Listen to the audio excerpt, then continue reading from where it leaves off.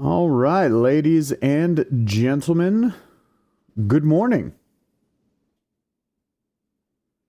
I hope that you are doing well this morning, or afternoon, or evening, whatever the case may be for you today. We are back with some more Baldur's Gate.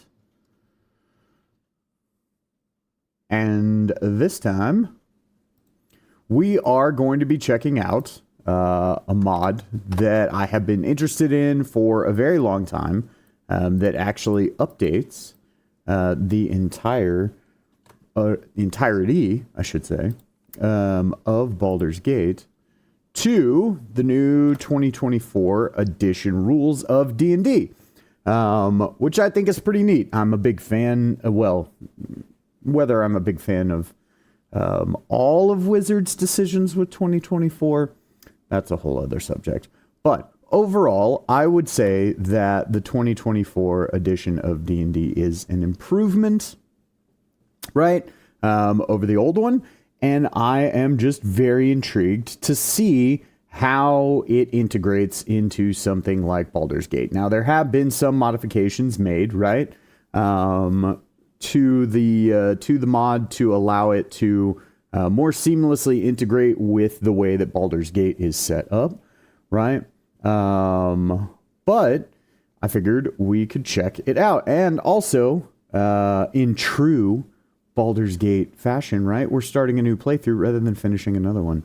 Long story short, I guess on the other playthrough, I felt like even though it was a little bit different and it did add a few other additional like mods that added some difficulty and things of that nature, I guess really my feeling is it was so close to the like setup that we're doing for the Monday stream with Neko and Chip and American Woman that it's like, I don't know. It just felt a little too samey. And I want to do some solo BG3 stuff here on the channel. The other thing that I'm considering doing, and, clearly let me know if this is something you'd be interested in.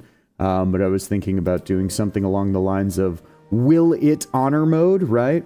And actually doing outside of strictly cosmetic mods, doing playthroughs to actively test different builds for honor mode all the way through the game, because I feel like a lot of the build crafting that's been done for this game, right? Over the years now, I've been playing this game for years now, multiple, crazy, is a lot of it is all set up kind of at the end, right? You know, it's like a lot of the people that are doing the builds, they're building it maybe at like a few specific breakpoints and jumping to a few specific points in different acts and testing, okay, well, here's what it's like at this level, here's what it's like at this level, here's what it's like at this level. But you don't really get the full feeling of trying to play that all the way through the game. And so I think that that could potentially be cool. If that's something you guys are interested in, by all means, let me know.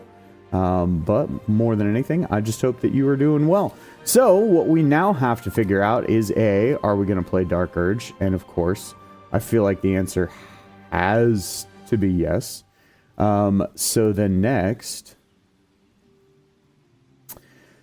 do I play a Dragonborn? They're my favorite, but I'm already doing a Dragonborn in the other playthrough.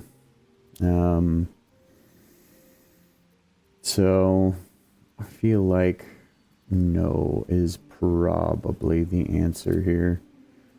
So let's see what we do want to play. Half-orc. Half-orcs are always fun.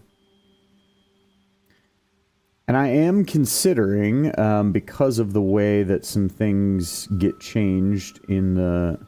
So I'll be interested to look at their version of Artificer, because I'm worried if this is implemented in the same fashion.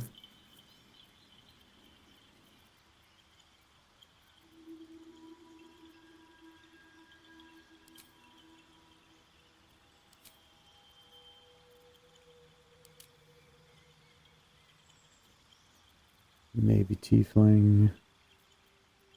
I don't know. I'll think about it. Think about that for a minute. But if this is implemented... Okay, so it looks like the 2024 mod doesn't actually change the tieflings. Okay. Artificer... Artificer seems like it would be really fun. My concern is that if this is implemented in the same fashion that... there's another Artificer mod out there that was the official one that made it to Mod.io, and it is ridiculously overpowered, in my personal opinion. I mean, just like comically overpowered. My favorite 2024's rule change? Probably weapon masteries. I really like the way that the weapon mastery systems work in the new edition. Also, I like that, just in general, I like that with the way that they've sort of rebalanced different... I don't really want to call it fighting styles, right? Even though it is a little bit like that. Okay, so I think I am going to go tiefling. It is a little bit like that. It just like... Once upon a time, if you were playing a melee character in D&D 2014 rules, right?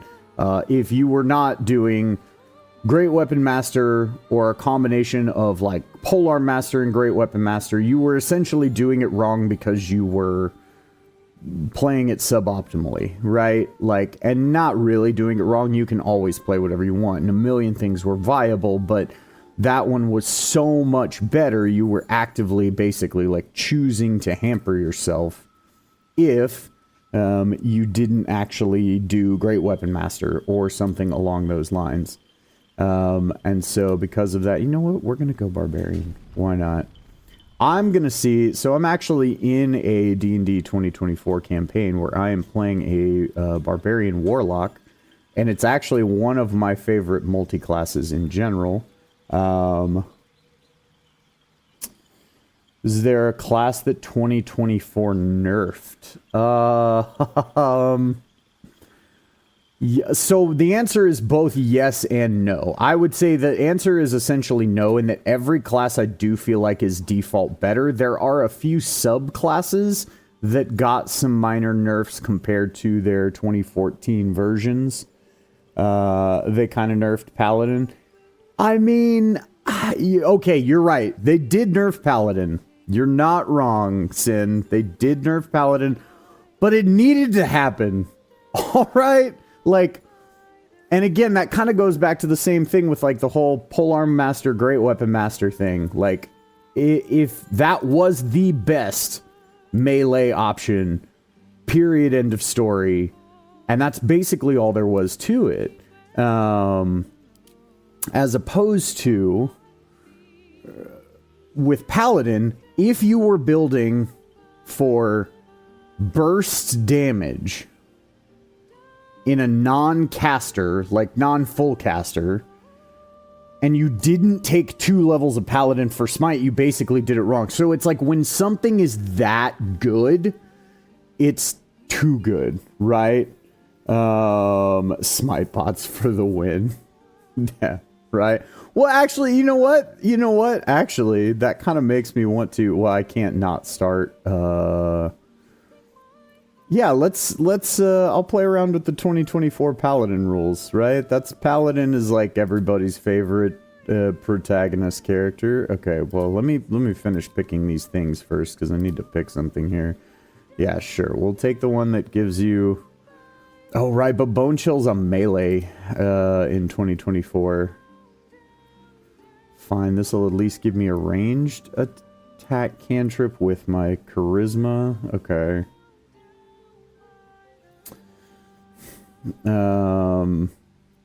The other thing that I feel like is interesting about specifically doing the 2024 rules here in Baldur's Gate is that because they don't have any of the multi-class requirements, it will let you, I mean, same thing like with normal Baldur's Gate, it will let you do some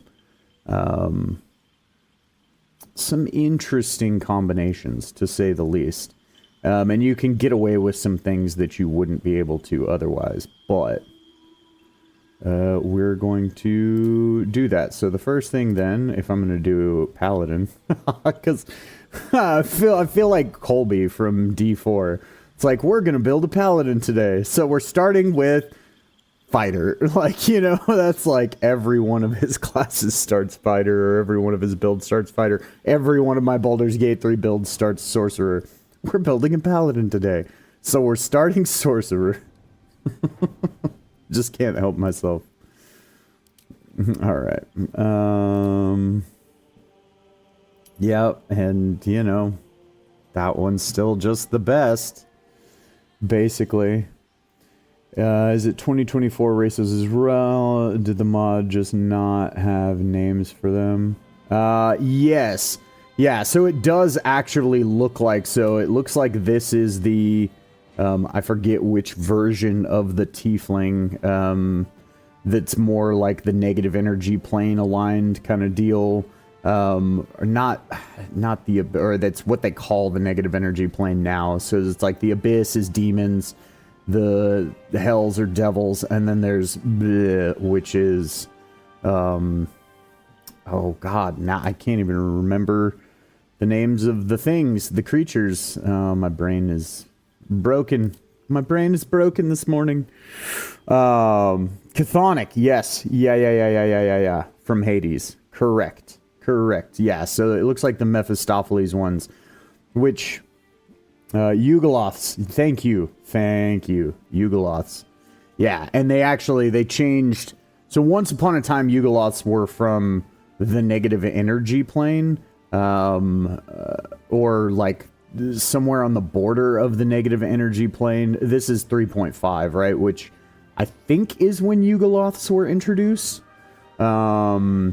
I certainly I played second edition. I didn't play, you know, keep in mind I was very young. And I was mostly DMing, and I mostly just had the 3 core rulebooks. So there's probably a lot of stuff that existed in second edition that I'm just not familiar with, but even in books that I read at like game stores and that sort of stuff as a kid, I don't really remember Yugoloths. It wasn't until 3.5 that I got introduced to them. And back then they were very different, but all right. In any case,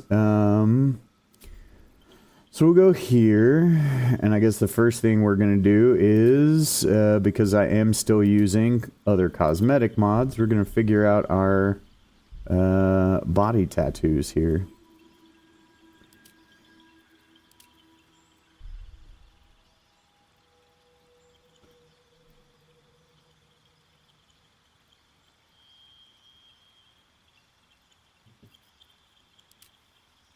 You know what? I kind of dig this. This is like some viney, ivy type stuff. I do think that I'm going to... I'll come back and mess with that color later. First, let's figure out skin tone. Well, I don't like any of those. It's something like this. Yeah, I dig that. Going redemption or embrace the dirge? Yeah, I mean, I'll probably go redemption. I'm just not... I don't know how to describe it. It's hard for me to play evil characters in general.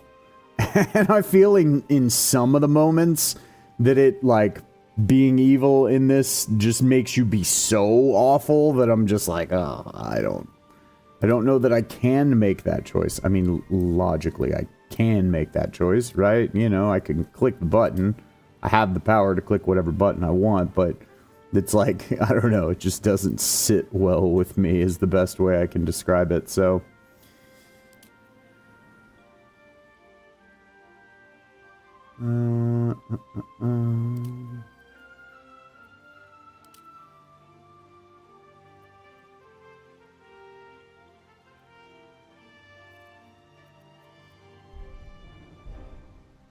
Sure, that's cool. And yeah, let's figure out our body art here. Ooh, that actually looked kind of neat. What is this? It's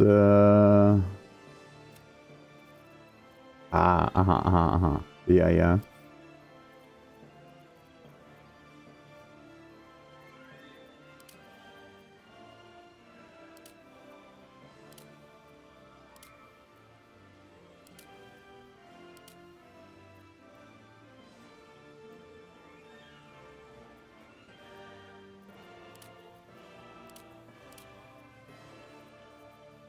The mariposa.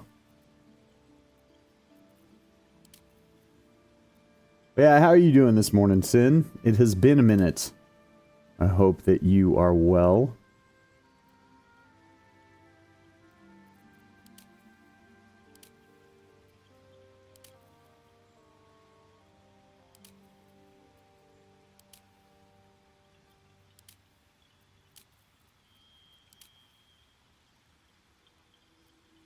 While I sit here and agonize over my appearance and character creator.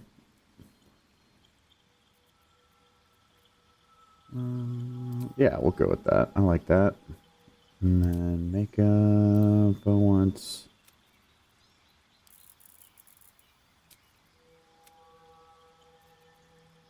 kind of gold looking here. Yeah.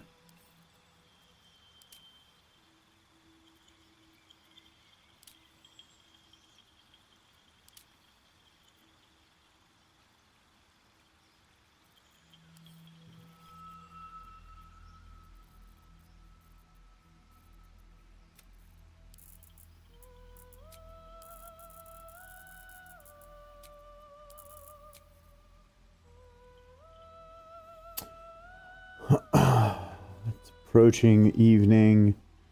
Very last of my Christmas holiday, so I'm savoring every last drop. Yeah, no, I can definitely understand that. I hope your Christmas holiday has been good.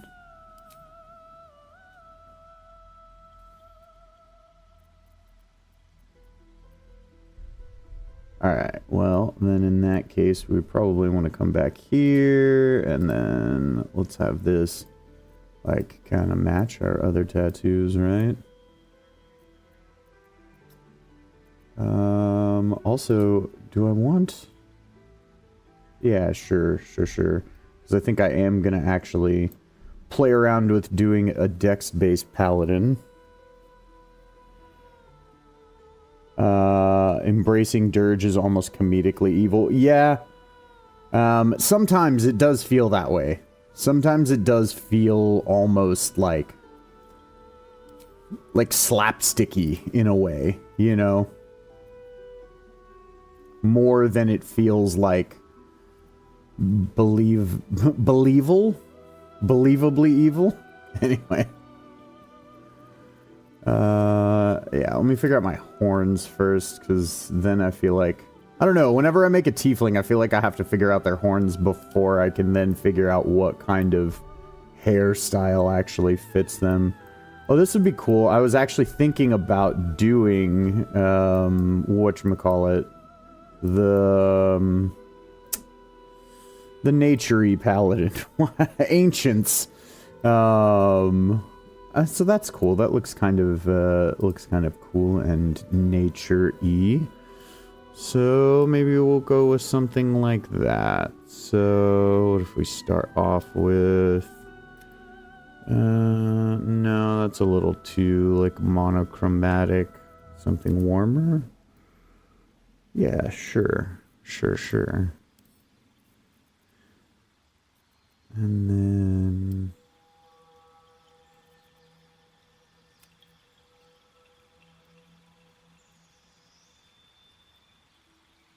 Okay. Alright. Kind of digging that for now. And then let's figure out our hair.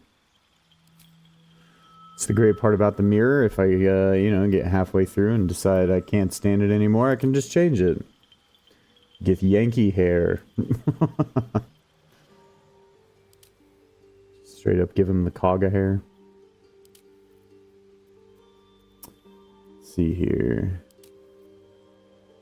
Oh, this is that, yeah, that Jinx arcane hairstyle. Karlach's hair is so cool. But, like, I never have a playthrough where I basically don't use Karlach, so it's like I always feel like I can't really use Karlach's hair on a character when I'm gonna use Karlach.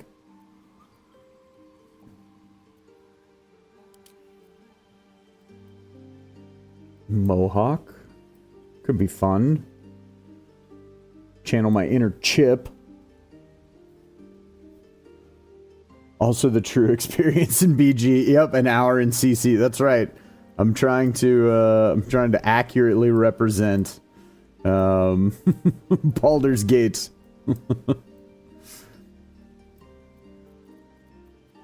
Too much time spent in character creation, agonizing over your hair and that sort of stuff. Welcome to Baldur's Gate.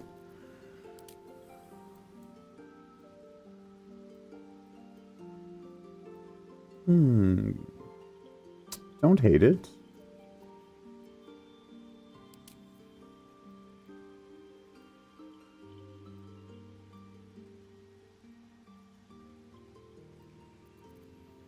I don't like the way that it clips through the horns. That's also the other reason why I pick the like horns first, is because I just like can't bring myself to give my character hair that like clips through their horns.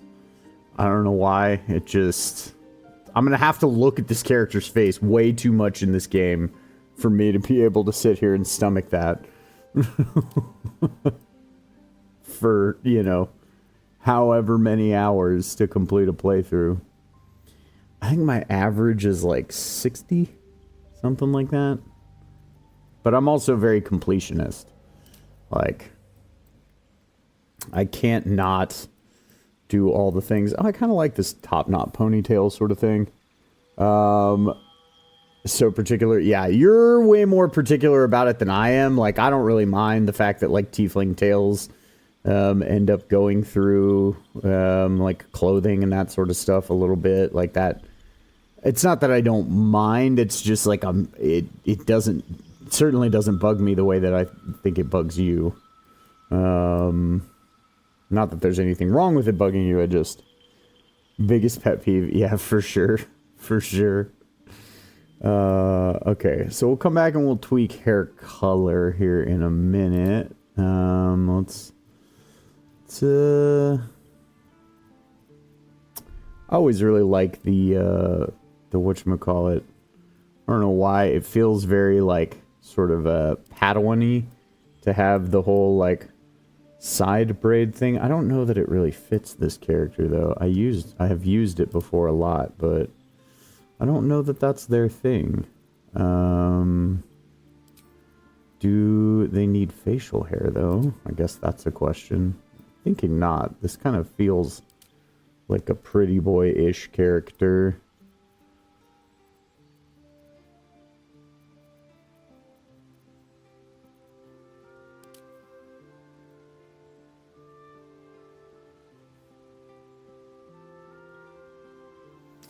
The Wolverine chops. I don't know why I actually like those so much. I don't like it for this character. Okay, so facial hair is a no for this character. I have figured that part out now.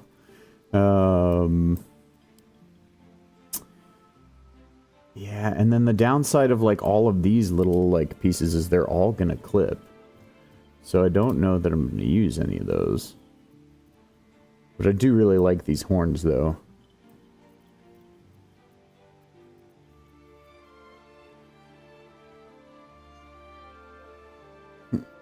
Add a mustache and he goes goes from pretty to suave. Yeah, I mean, that's right. Channel my... Wait, which one was it that you used for Johnny Animations? I'm trying to remember now. Was it this one? Was this the Jonathan Animations Mustache. I can't remember. For those who may be listening to this after the fact, Sin, if one of the folks in my Discord server, we play. Oh no, it was this one, wasn't it? This was the Jonathan Animations one. Yeah. I'm almost 100% sure this was the Johnny Animations. Yeah, no, I know we didn't run mods on that playthrough. I remember it was a fully vanilla playthrough, but not all of these facial hairs are modded. But yeah, we had a crazy multiplayer playthrough. Oh, these side braids are not terrible. That actually is kind of neat looking on the character. I think I'm still going to just go without. Sideburns medium. Sideburns shorts. Oh, it just actually gives them sideburns. Okay. Intriguing. Yep, that's him. Yeah, and then, so we played a playthrough where, I think somebody else, if I remember correctly, didn't you, like, inherit somebody else's character that had already made it, and they had made a human, and then you basically just had to, like, go into the mirror and, like, you know, make him look as yours as you could, sort of deal. I feel like that's what I remember happening. But in any case, we had a multiplayer playthrough with several of the people from my server where it was actually, we all met on Hobo's server. So go check out HoboZone, especially if you're looking for Baldur's Gate 3 builds. That's actually, not gonna lie, he was a huge inspiration in me starting this channel. And I've met some of the coolest people that I have met online through his channel. So go show his YouTube channel some love if you are listening to these words after the fact and you are already not aware of HoboZone, at HoboZone on YouTube. If you're a Baldur's Gate fan and you're looking for a build and you are a person who wants to prioritize like flavor and storytelling over mechanical, and even a lot of them are still very mechanically powerful. But if you want to prioritize, like, this build will allow you to play the flavor of this, like, dude, nobody does it better than him. So you should go check that out. Let's see here. Okay, scars. Is he gonna have any? Some minor. The cheek scar. Over the eye scar, though, kind of looks.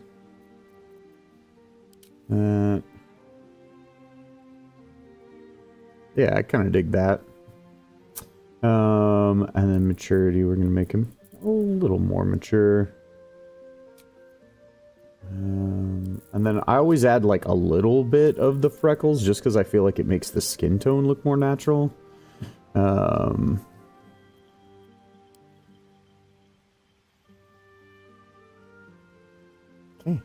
Well, I think I'm actually happy with this, and not everybody wants to sit here and see me in character creator for forever.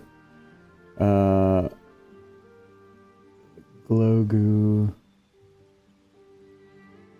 Rando joined and yeah. Oh, right, Johnny Anime. Yes, that's right. Yeah, dude, so that was it. Sin inherited a character named Johnny Anime from some random dude. Like, we started a multiplayer run with a few of us. Some random guy, because I think Boss, the guy who was hosting it at the time, had, like, left it public. So some random jumped in to the game, created a character, was with us for like 20 minutes and then left, and then Sin ends up coming to join us for the playthrough later on. And once Sin joined us for the playthrough, he was like stuck inheriting this random's character, because once you have 4 customized characters in a playthrough, that's it. So yeah, he like remolded him into Jonathan Animations Esquire, such and such, such and such. I can't even remember. The title was just so insanely, ridiculously long. Alright, we're gonna go back and actually pick our spells and do things here. And, but yeah, it was hilarious. Concealed shot. What is this?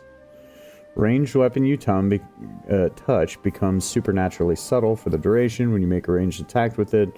Weapon and ammunition becomes invisible while in flight. The weapon itself becomes silent. The weapon or projectile becomes visible again after the attack hits or misses.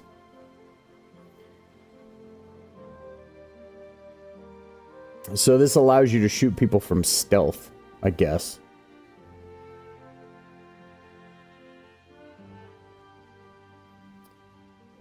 Blood Bolt, that would be very dark urgy. Oh yeah, Vengeful Blade. I feel like we've got to do that.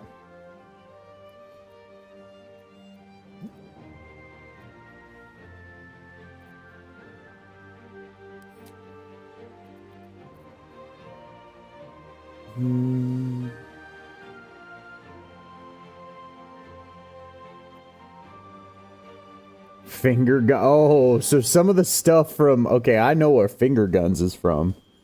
It's a gunslinger cantrip from MCDM, I think. Oh, okay, okay.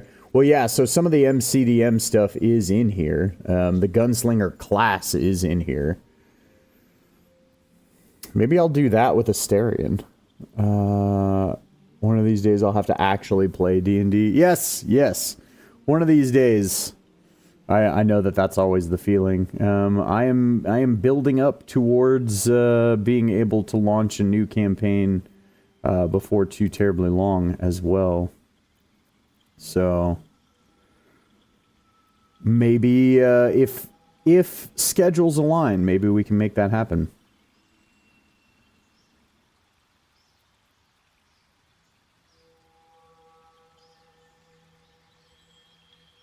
Okay, so I'm kind of feeling like that we're going to have the Dark Urge as they're found on the Nautiloid to start, and then it's like, you know, they'll expand from there. So I definitely feel like they would have Bursting Sinew. Too awkward to RP. I'll stick to... Yeah. I mean, you know. You never know until you know. I feel like so much of that though has to, and I've expressed this before. I feel like so much of that comes down to the group that you're playing with. 3 games a week, 2 of which have been going for a couple of years. That's awesome, man.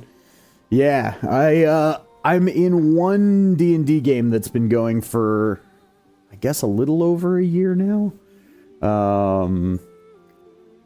That's the one that even when my work schedule got so insane during big portions of this last year, it was the one that I was able to actually hold on to. So I was pretty happy about that. Sleep's different now in 24, right? Yeah. Yeah, it's just a saving throw now. It's a wisdom save, though.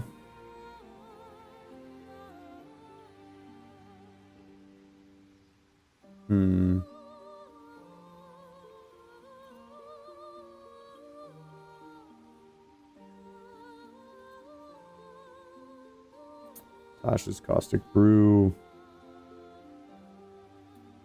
Hell's Lash.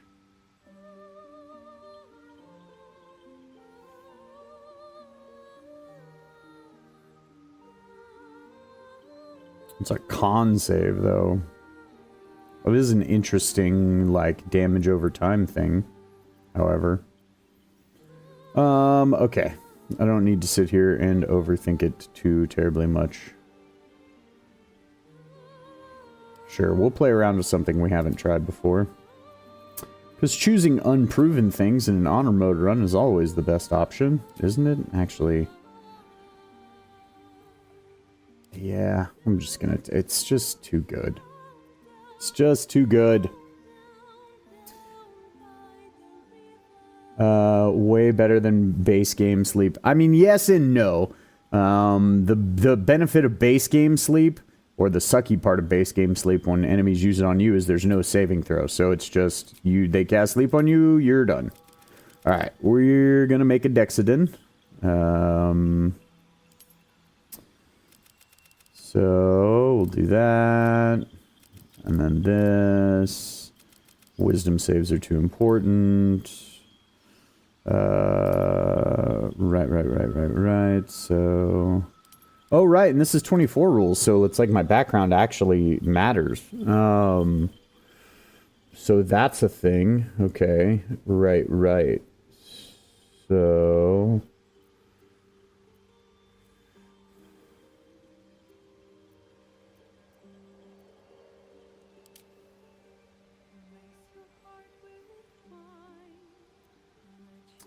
So it says Magic Initiate Druid, but what spells is it actually giving me from that? Am I able to see that somewhere? It doesn't look like it's represented. Like, it lists the feat here. But some of them I know that it will actually, like, represent, like, what's one of the ones that gives you tough? I think it's, Folk Hero gives you tough. Tough. Oh, okay, maybe it doesn't. Maybe it just says it does those things? I don't know. Regardless, I want... Proficiencies, weapons? I want something that gives me acrobatics. What else is going to give me... Acrobatics.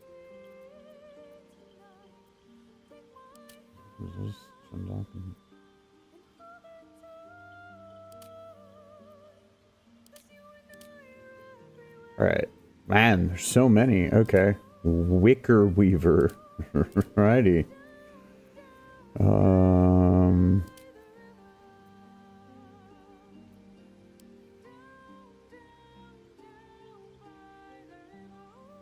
What? Crazy, you get channel divinity off of a background? Weird.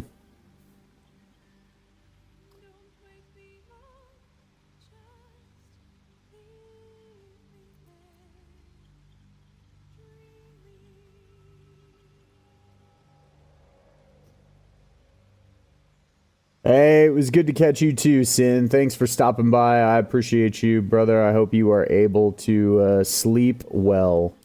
I hope that you are able to sleep well. And enjoy your last moments of peace before you have to return from holiday.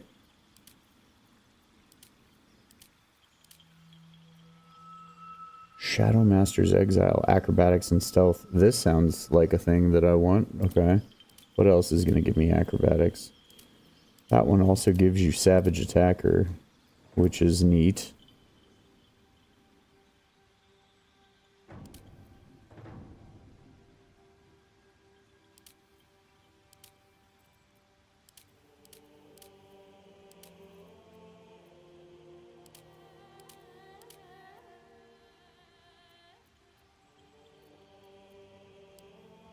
That gives you Tavern Brawler, but the new rebalanced version of Tavern Brawler. Okay.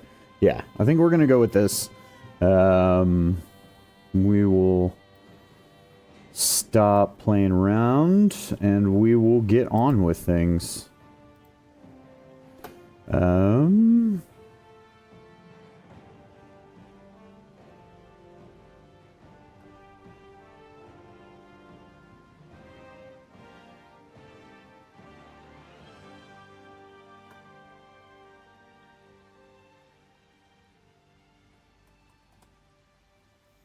Sure. And yeah, I couldn't care less about the Guardian in this day and age. Who cares about Guardians anymore?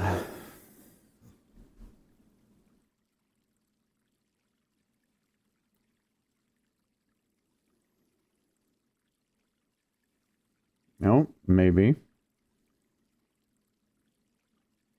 This has been one of the reasons that I have potentially considered, like, or not considered, but that has kept me from engaging with this mod, is that for a long time, there were lots of reports of all kinds of issues, crashes, things of that nature with it. So we're going to see if that happens here. And hope that it does not. Because right now we've got nothing going on past the character creator at the moment. Oh, okay, cool. We are in fact loading.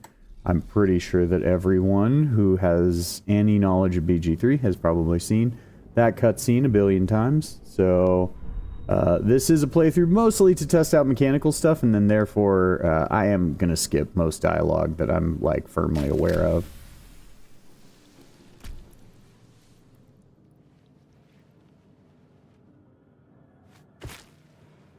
Which is to say, pretty much all dialogue. The blood in your head thrums. I forgot to go back and actually like do anything with my character's hair. Oh well, that's fine. We can stick with the hair color for now. I can go to the mirror later. You have nothing in your skull besides your name and a headache. The Yes. behind this cruel prank killing. Okay. Yes. Just because I pretty much always keep that mod installed, even though I won't be using it on this one.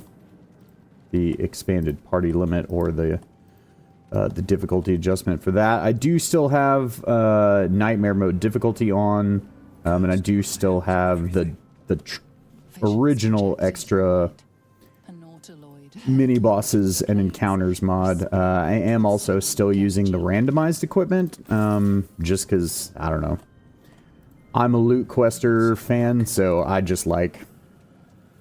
I like the randomized equipment more than I like being stuck having to build around the meta of, here's where these items are. Where the hells are we? Dead. Unfortunately, which, I wish that this wasn't the case. Okay, that's interesting. So there's no... so there's a mod that I usually use that causes this, like, Abelishi, I believe is what they're called to be there. Oh, okay, cool. So it does actually modify it for the 2024 rules. Oh, it actually gives you dodge. Okay, that's neat. Inspirational events. Roll a 20-sided die once per long rest, and if you roll an 11 or higher, you gain an inspiration point. Okay. This is my heroic inspiration. This is my innate sorcery ability. Okay. This is how I toggle innate sorcery on and off. Okay, so that's neat. So I had selected, White Dragonborn because it gave you, whatchamacallit? Armor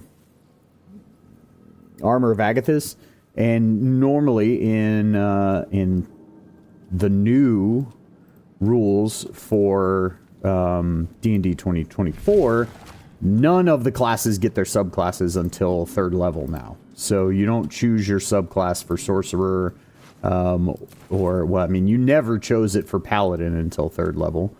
You don't choose it for Sorcerer until 3rd level, Wizard, Druid, etc., etc.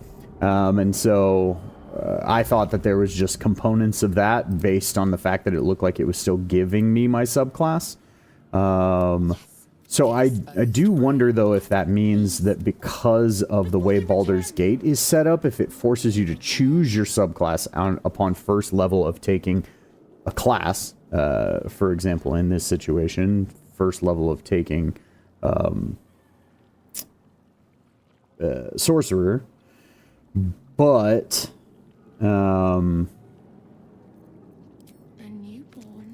you don't get it until 3rd, even though you had to pick it there. One that is more brain than person. I won't really be leveling Sorcerer enough to find that answer out, but it would be intriguing to know. causing pressure where it strains against the shell of the skull. We are the Dark Urge. Oh, nope. No us. The swelling is too great. Alright. You cannot lift the... Just destroy the brain.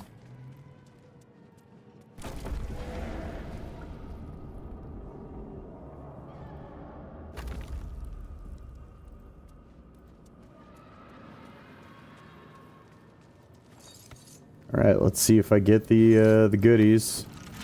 Can't keep me out. And what dice do I want to use on this playthrough? These Eldritch Fire, they're neat. I haven't used them before. Oh, well. But they weren't good enough to get me that. Nope, no other lockpicks. Das ist alles. 1,000 years of humanoid history. Elves, dwarves, humans, and more flash behind your eyes. Right. Get AzazeL. Abomination. Your head throbs. You are weak. Within days, we will be gay. Mind flayers. We can do. We will address them at. Alright. Let's go smash some faces. Right, so like I have innate sorcery, might as well use that, right? We like advantage on attack rolls.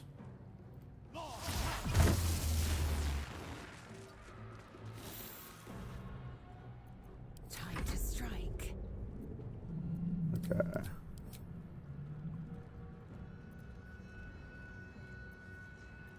Okay, so it does still have weapon actions, because I know at one point I was told that this mod actually removed those because of the masteries.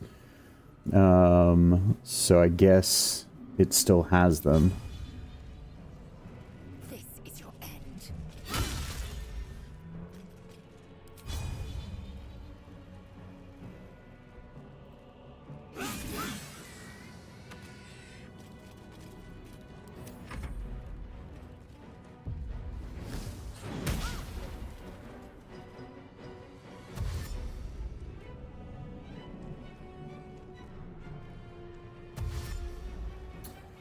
Oh, the Nautiloid.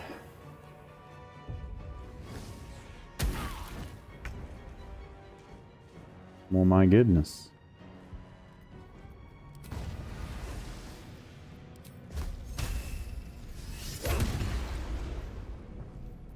Okay. Will ascend.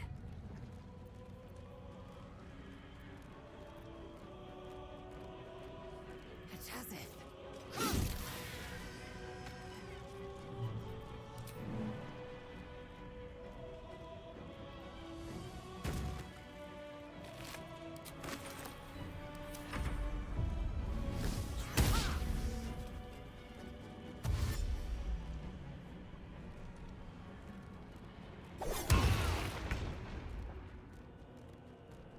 Oh, I've been vexed. Okay, cool. Let's see here. Ah, right. Heroic Inspiration. Sure, we'll reroll with advantage. We'll take that guy out. I will ascend.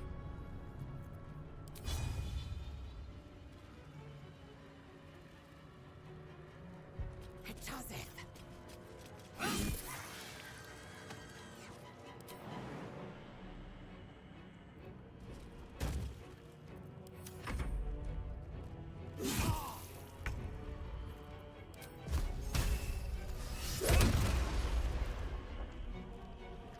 I will ascend.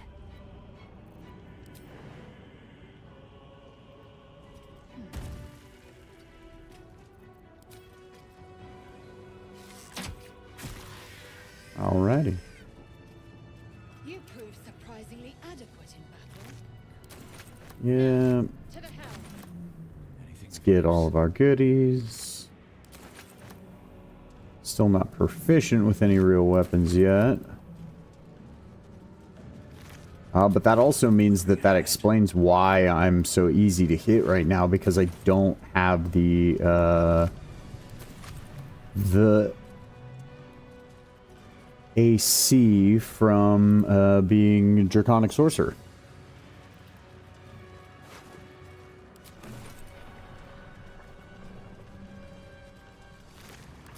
Alright, alright, alright. I feel that ship will be able to take another dragon attack. We need to get out before it's too late.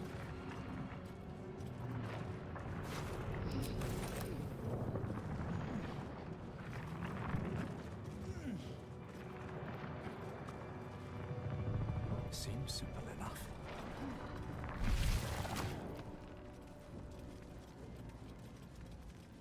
Geich machinery. I can make no sense of it.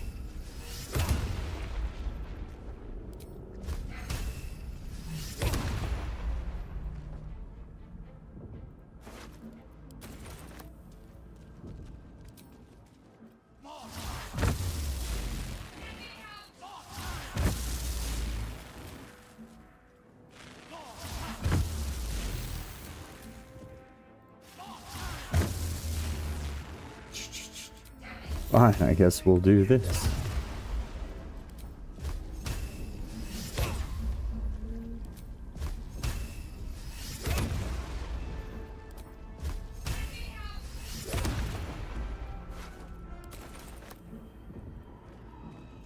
Alright, we'll see if our sorcery can get her out of the pod. Stragglers.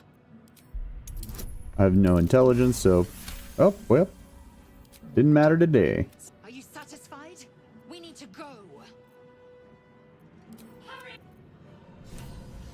Okay. Yes, yes. The console hums to life. Ooh. But perhaps it will open the nearby, so then discomfort fades, and another sensation washes over you. You are shivering. Hello, Shadowheart. Your mind Yes, yes. Dangerous company. Let me come with you. Right, so Cleric, another good example of classes that don't get a subclass until a certain level. So, she is, okay.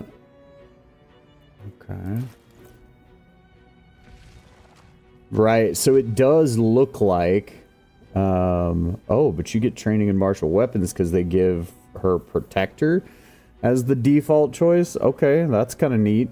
So yeah, the way it works now is you either choose Protector or Thaumaturge at level 1.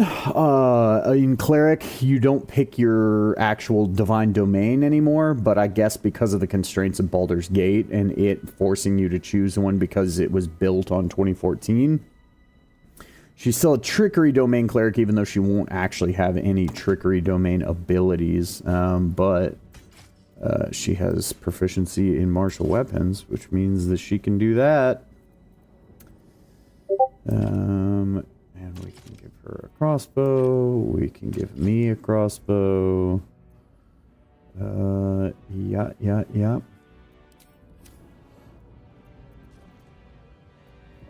Night time to rest. Very well. Okay, so one interesting thing, if I were going to play a sorcerer, it would definitely, like, if I wasn't going to basically immediately multi-class and get armor proficiencies and stuff in just a moment. Not in just a moment. Well, I mean, I guess just a moment as soon as we get off the ship, which won't actually take very long. Oh, although I did mean to look at, does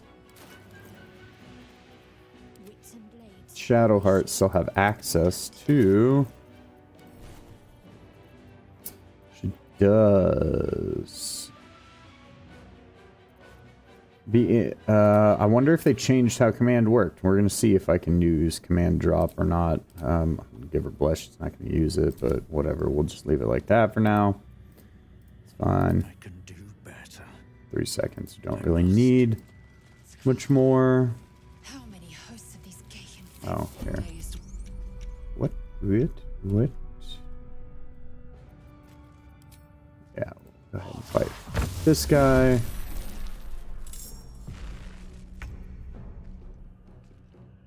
Reload. Oh, it actually makes you reload. Whoa, okay. So it's like... So this is, in a certain extent, if that's the case, this is almost like a difficulty increasing mod. If it's going to make you manage your reloads until you get the, like, I can ignore the loading property of weapons with it sort of deal. And actually, it doesn't look like weapon actions are in the game. I'm using a mod that changes AzazeL's starting equipment and appearance. To give her more of a, like, Astral Raider aesthetic. It's one of AzazeL Was Taken's mods. I really like a lot of their stuff. So, but it looks like maybe because there is a customized sword that is a part of that, that those weapon actions are hard-coded into that. Because I'm noticing that, like, Shadowheart doesn't have them.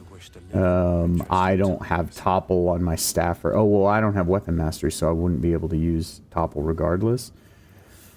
So maybe it's only certain classes get access to the weapon actions. Corrosion Band. Foes covered in acid additionally lose 1 AC. Okay. Well... This might unlock those controls next to the pod. Oh, well, I see my starting equipment. Okay, so I'm not going to take any of this. I'm just going to take the 2 potions. So I have a mod installed that turns the tutorial chest. It's supposed to set it back to default, so none of this stuff should be here, but I just won't take them to start. Breathe deep and move. Something good here. I hope.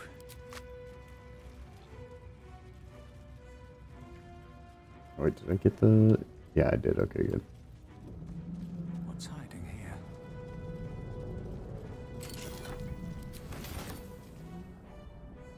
Where's the necklace? Oh, maybe gone. All right. Faint images appear in your mind. A brain, a Githyanki warrior, and centuries of darkness.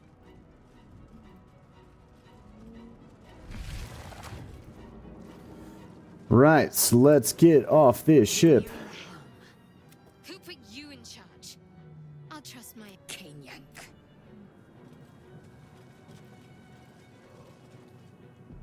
Better not be cursed.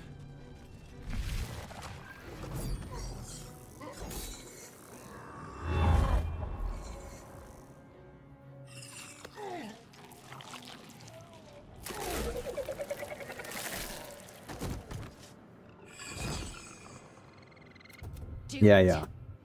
Let's go. We need to get out of here now.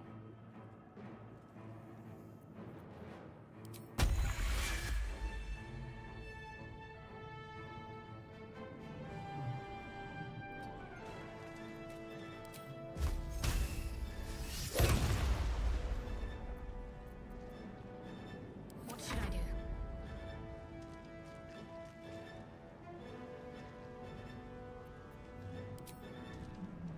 Time to deal some punishment. And then, okay, so it does still look like this mostly works the same, so let's see. Nope. Alright, there's attempt number 1. Steal the good old flaming sword. We must take the transponder. No time to waste.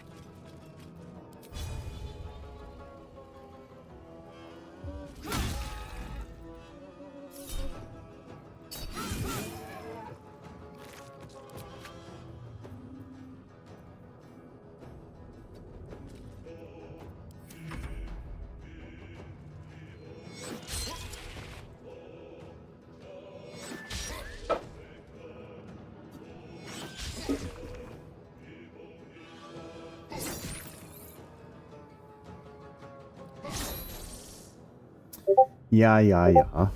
Come on.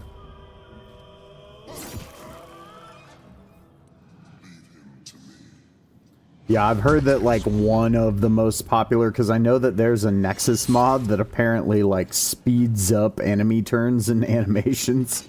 I've heard that that's, like, one of the most popular ones. Oh, goodness. All right. He certainly blasted the crap out of me. Open up. Okay. We can do the give myself some more temporary hit points thing. Cool. Oh, and I'm slowed. Because he hit me with a crossbow. Oh, okay. Cool. Cool. I mean, not cool that I'm slowed, but the weapon, seeing the weapon masteries play out, that's pretty cool. All right. Let's see if we can get our sword. Let's see if we can get our sword without having to kill him. Yeah. Give me them goodies. All right. Okay. Okay.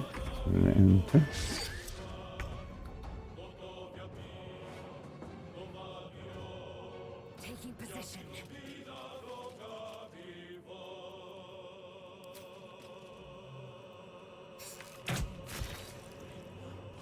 Vex, okay.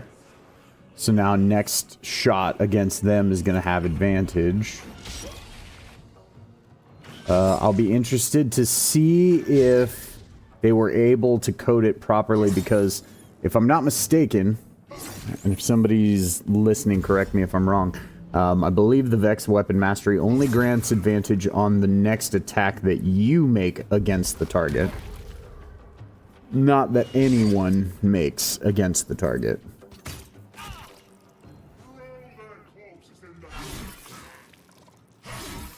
Oh, he just picked his sword back up. Okay, normally he won't do that, actually. So normally he doesn't pick his sword up for a couple turns. Well, that's unfortunate. Looks like we're just making a push for the Nautiloid then, or push for the controls. Because, yeah, no way in this current state that we are going to be able to get him Let's see what we have here. down, I don't think, before this fight ends. AzazeL does have disarming attack on her sword. I will... Yeah, I'm going to go have her attempt that. Oh, did they fix this? Does this now actually use... It looks like it uses the right ability score. I mean, it's useless against him pretty much, but...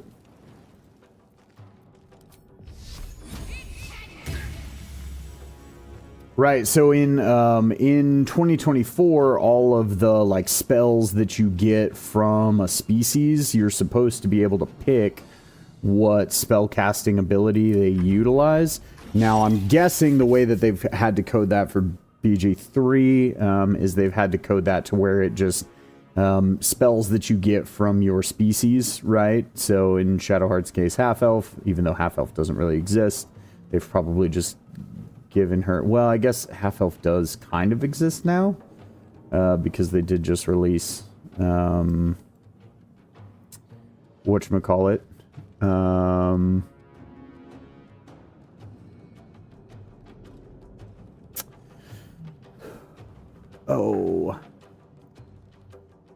Did just release the Artificer's... Forge of the Artificer, the Eberron... Or no, yeah, the Eberron book. And half-elves are essentially, like, critical to Eberron's history, so they have added them. They call them something else. Of course, he saved disarming attack. I was hopeful. We had to try. He is sapped, though. That's cool.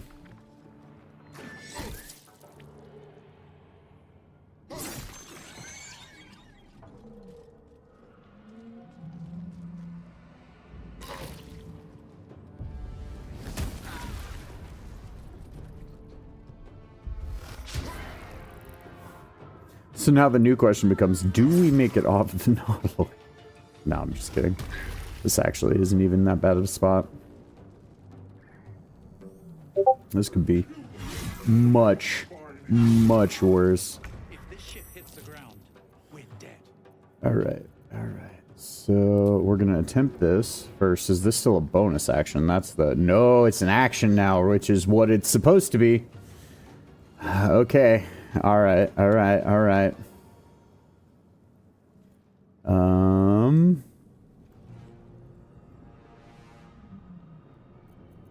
Makes you kind of realize all the things that, like... BG3 spoiled you with, I guess, is like a way of putting it. Okay. I'm gonna go ahead and... Oh, and that gets... Oh, interesting that they have that. I don't think that that's how that actually works normally. Okay. So we need to... GTFO.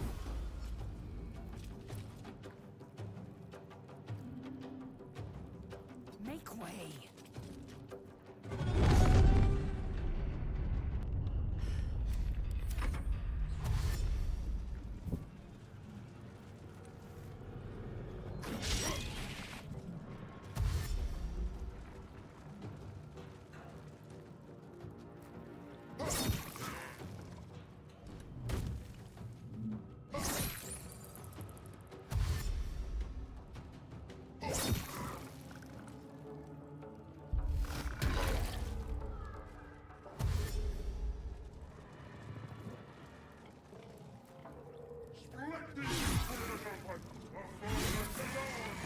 Your turn now.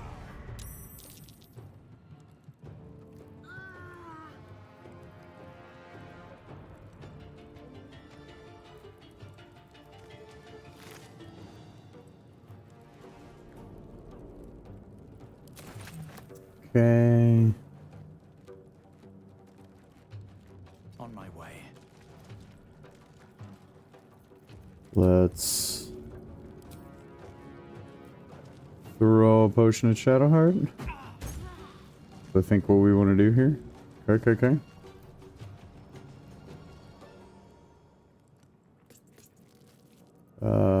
That might not have been what we wanted to do there. Okay, we still can jump, but we have no movement, so it doesn't actually let us do anything. Yeah,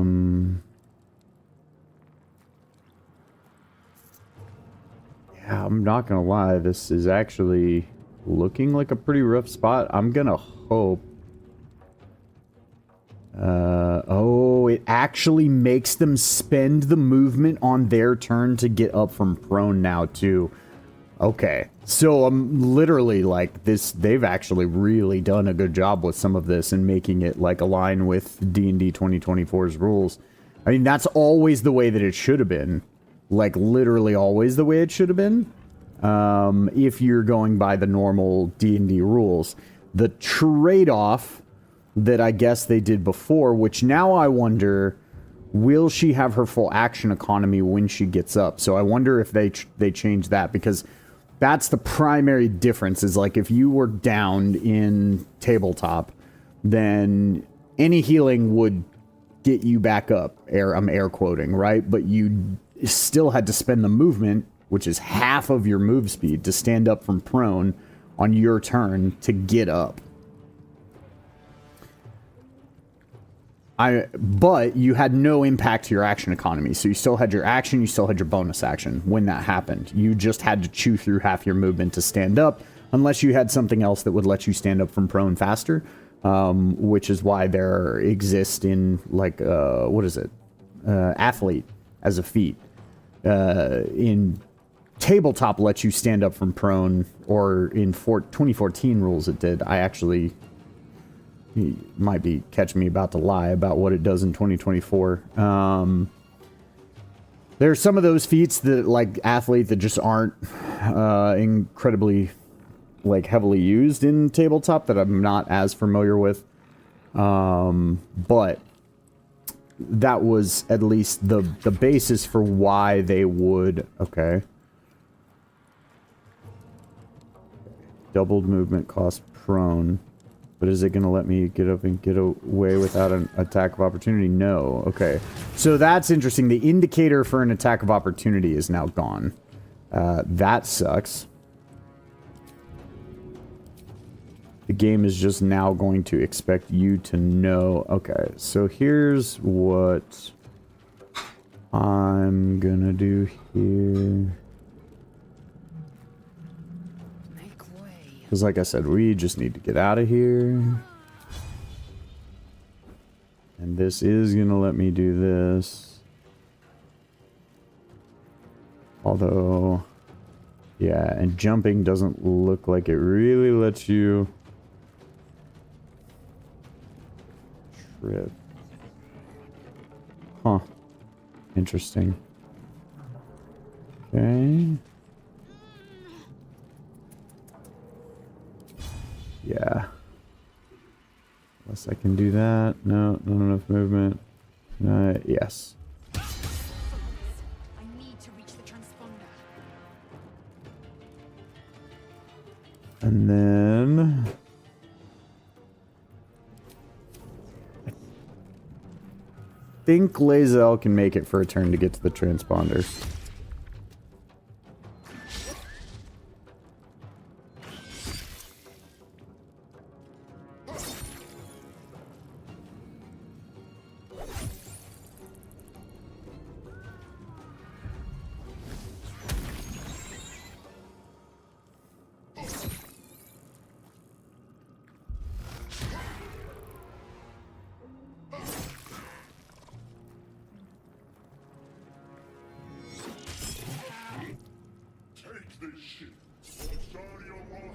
Aha, this is why. This. Immediately hear this is why first level sorcerer is the most powerful first level that you can take on pretty much any character in BG3.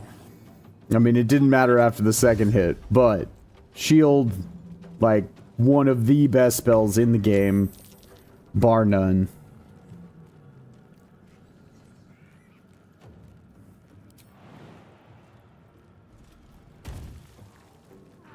Alright, we're at the transponder. Let's get off this ship. Okay. Which I don't even know if I'm going to hit level 2, because I don't think I've ever gotten to the transponder prior to killing all the enemies that were up there by the transponder. Yeah. We've all seen this.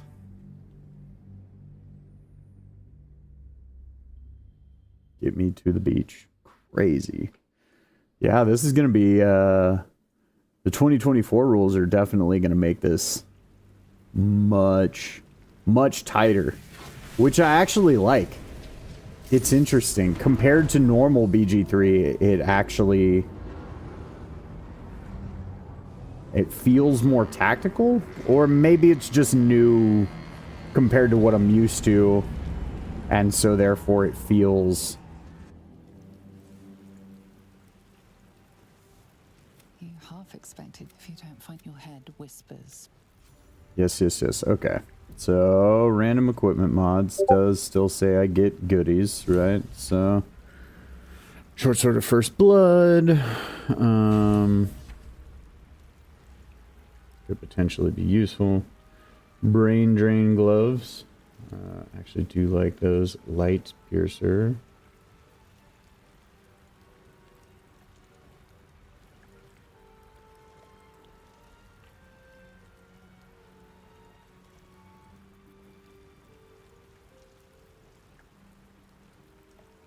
Your armor class is reduced by 1 while you are not wet. Your armor class is increased by 2 while you are wet. Okay. When throwing in combat, you gain +3 strength until the end of your next turn. Crazy. Clothes of the Superior Assassin. Attack rolls against surprise creasers. Witchbreaker. Witchbreaker is actually a pretty... Ooh, advantage on perception checks. That's nice. Resonance Shard. Constructs. Objects take an additional 10% bludgeoning damage if, of any damage you deal. Okay. Short bow of levitation. Fall damage is half. Jump distance is increased by 3 meters. Curse of Vengeful Venom when you are down, afflicted by Vengeful Venom. Okay. Attacking with a ranged weapon, regain a bonus action point. Reach triggers no unless you are a wood elf or disguised as one. All attack rolls against you have advantage. Okay. So you have to disguise yourself as a wood elf. What an interesting... But that's really good and not very hard to disguise oneself as a wood elf. Dealing damage with a spell or cantrip, receive unlimited power until the end of the turn, and this gives you Eldritch Blast. You ignore all resistances and immunities to necrotic damage, fire damage, lightning damage, cold damage, and radiant damage, and it gives you a force. Oh, it's a reduced. Oh, and it's a bonus action? What? What? Madness.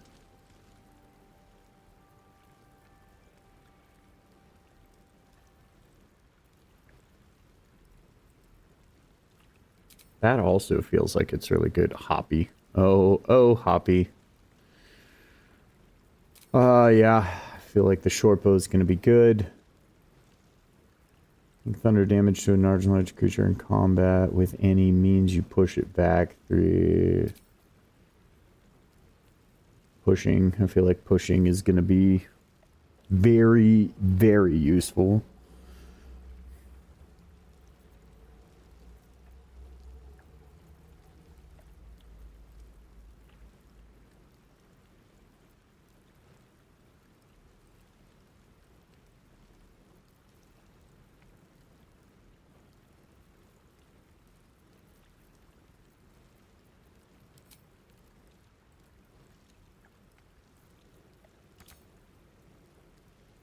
But am I going to have anybody that's just like a straight caster? I don't know.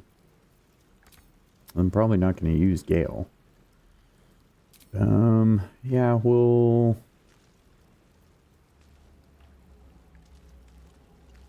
Oh, that's pretty good too.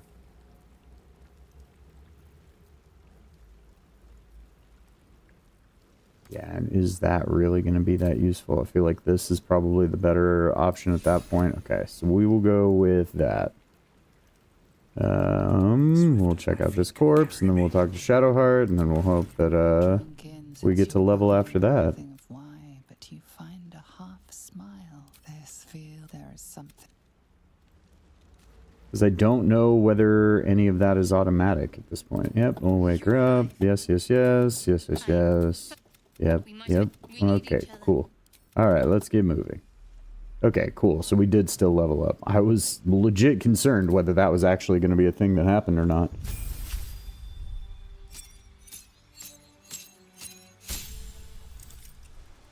Yeah, once you've put over 1,000 hours into something, you are right. Anything new feels cool at that point.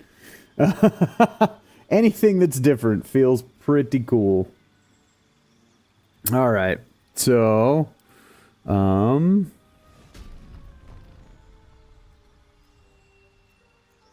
so yeah, we're gonna do Paladin, and I think that this is where we start. Now it's gonna have us pick our oath. Oh, this has the Oath of Conquest in here.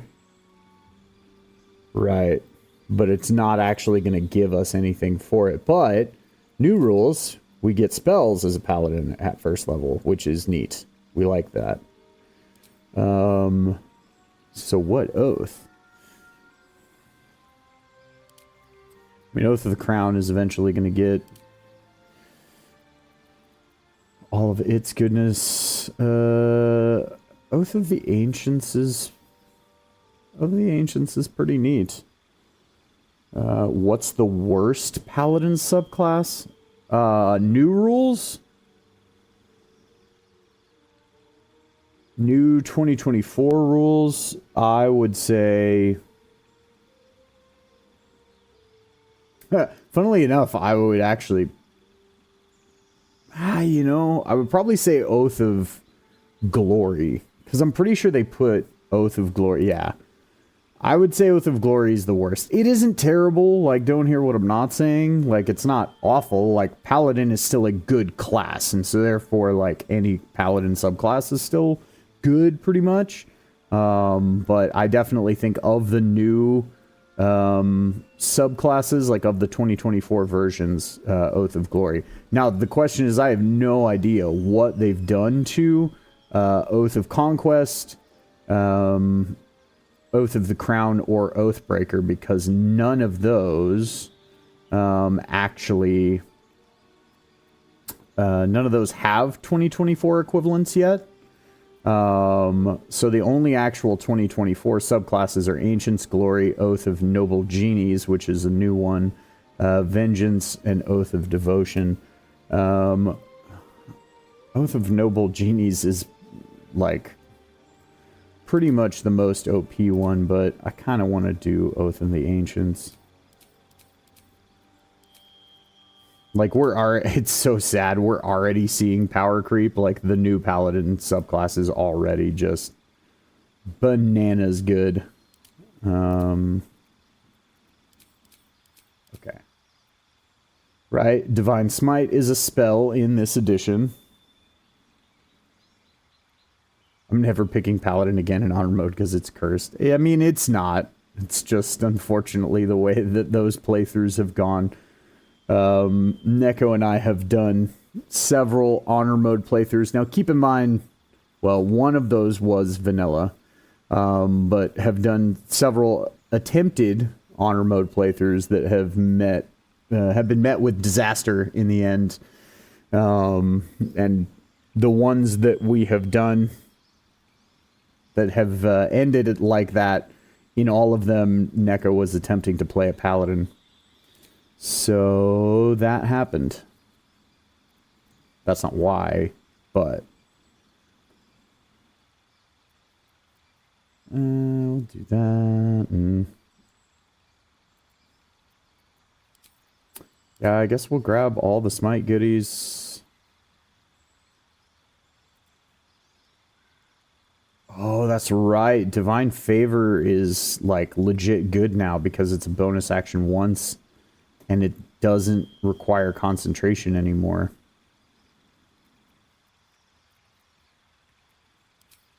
Okay. So I think we'll do that and that. I feel like AC is going to be... Yeah, it's nifty. It is nifty. It's pretty cool. I think it's cool, at least.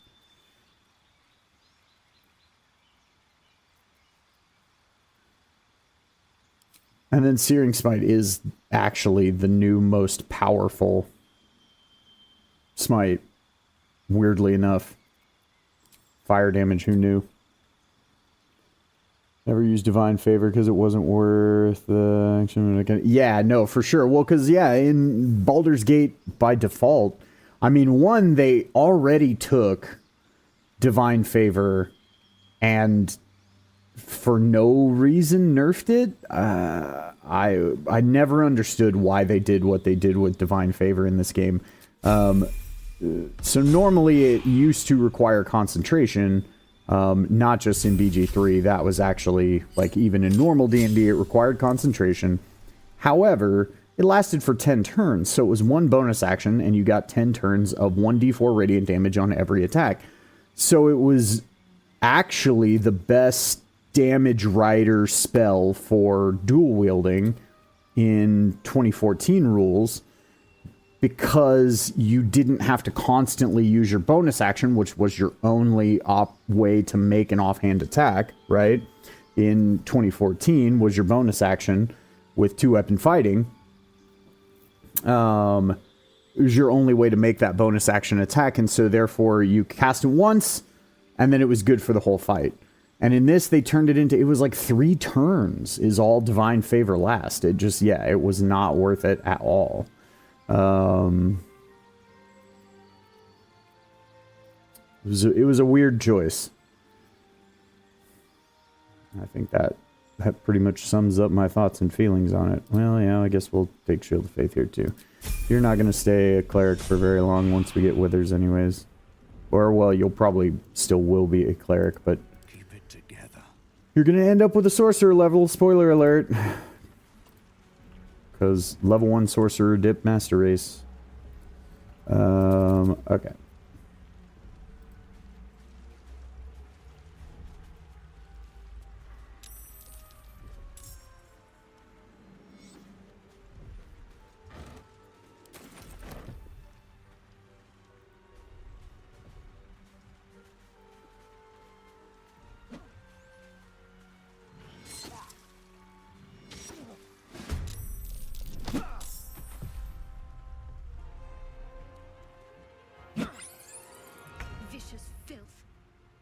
some distance, or this will be a short fight.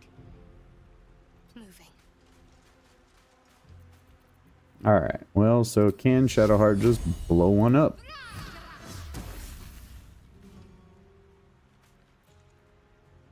I won't give in.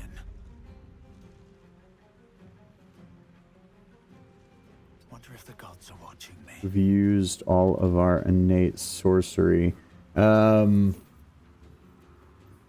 I am a little disappointed that it doesn't, with things like innate sorcery, it doesn't tell you whether, now I'm like nearly 100% sure that you regain your uses of innate sorcery on a long rest. But I'm a little disappointed that it doesn't have that in the tooltips. That's just a, you know, that's a me being nitpicky thing, and I will admit that. But I feel like it should be in the tooltips. Okay. Yeah,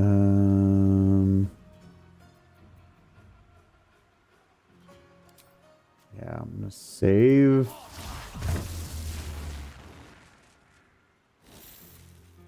My spell slots and magic missiles for the next fight with like 4 of these things.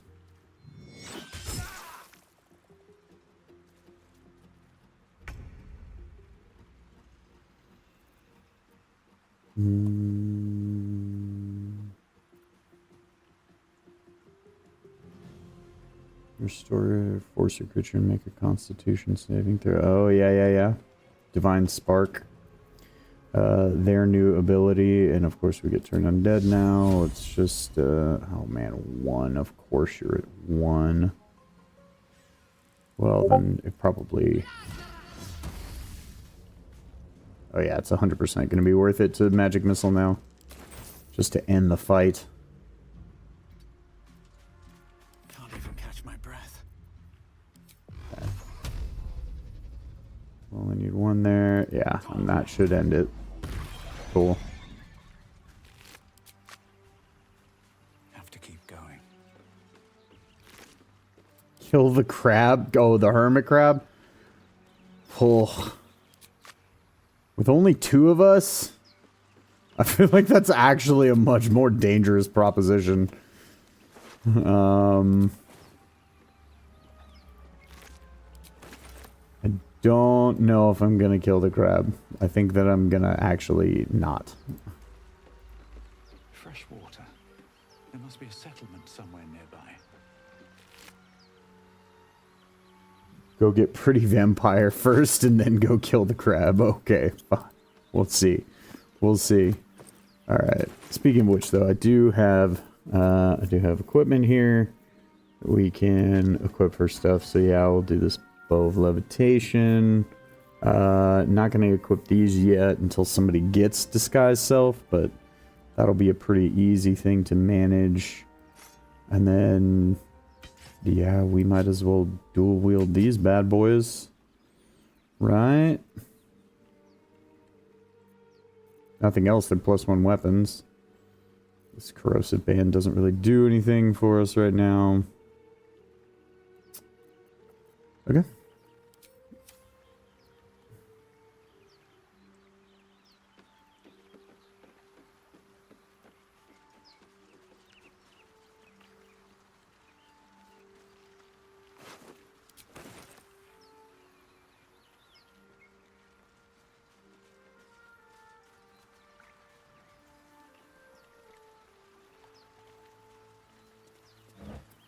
And of course, must loot everything.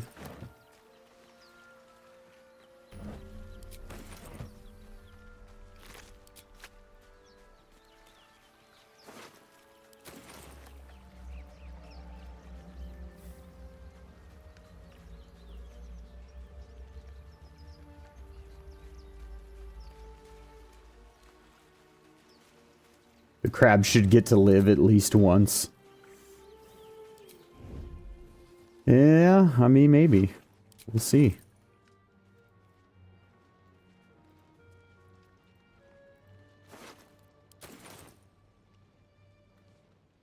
On my way.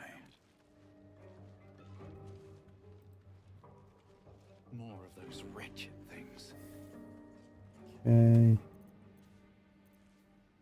So let's go ahead and start this off like this.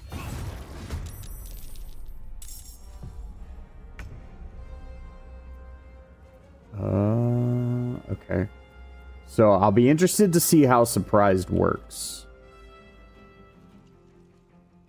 Because surprised in the new edition, all it does is actually provide one side of the party advantage on their initiative. I'll be interested to see if that's how it will actually function here, or no.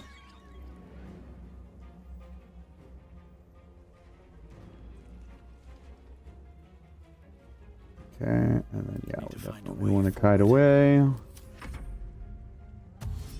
Yeah, see, that's what I thought. So I thought it's going to use the 24 rules for surprise. So all surprise meant is that we had advantage on our initiative rolls.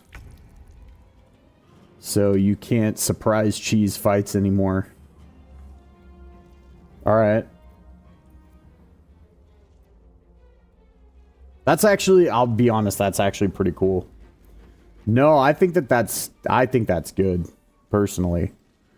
It's going to make it more difficult. Like, I'm not going to sit here and pretend that it's not going to make it more difficult, but I'm actually 100% alright with that. So that means, because now there's like, for example, you can surprise cheese this fight so easy that you can essentially do it with like 0 resources, right? But now that means there's actually a reason to utilize resources here. Okay, I didn't know that I moved far enough away for that to happen, but yeah, sure, we do want a kite, so.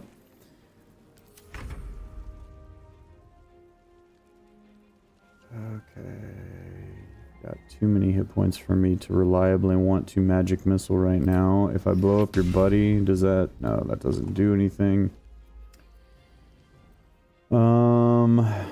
Okay.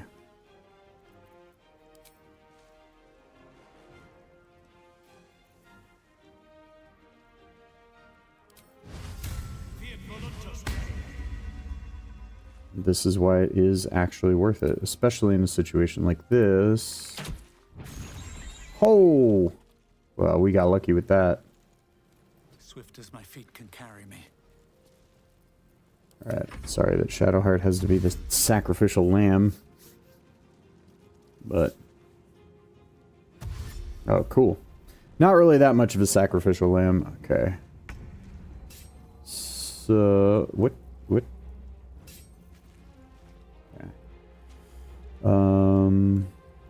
Yeah, we're both blessed. I mean, I think that there's pretty much not a better option than just re-engage and dig in at this point. Their claws are going to do less damage than their little psychic beam attacks, so...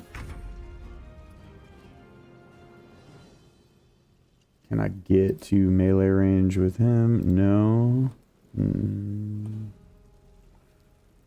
Could dash an offhand...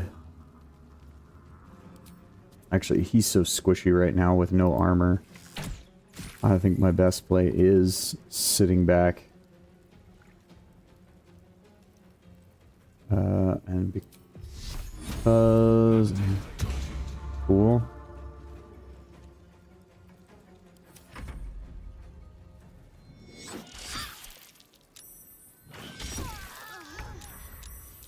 Well, so much for that idea.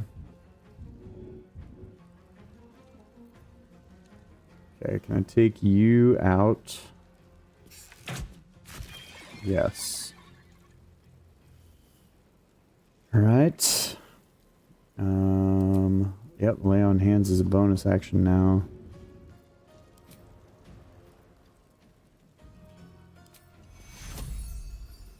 A stitch in time saves, well, you know.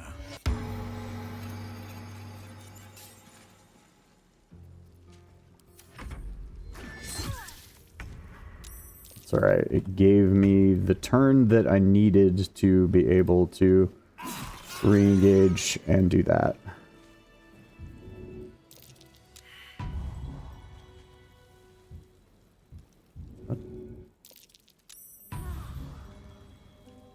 Oh, it actually makes you roll a successful medicine check now, and then Shadowheart actually has to get up from prone. Okay. Alright.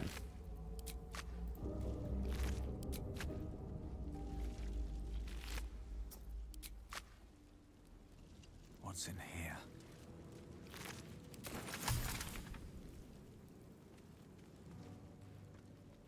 Crazy. Best be on. Crazy craziness. Okay. Well. See what goodies we can plunder here.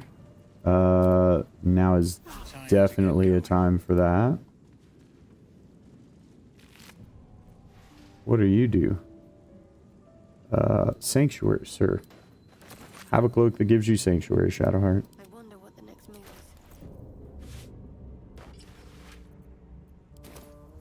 Never a dull moment.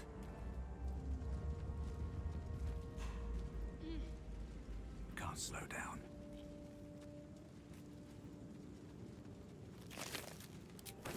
No traps, please.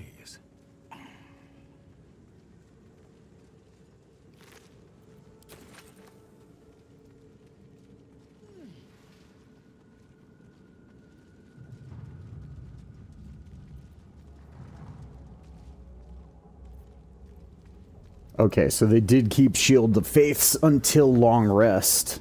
That's cool.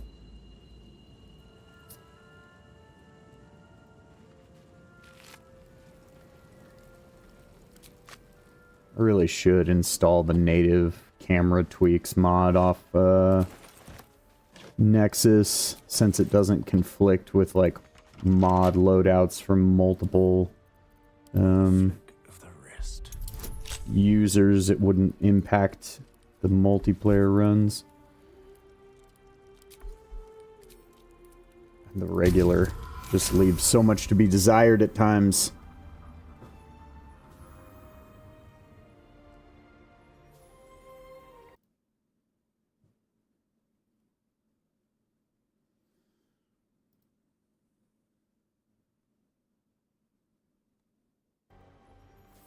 All right.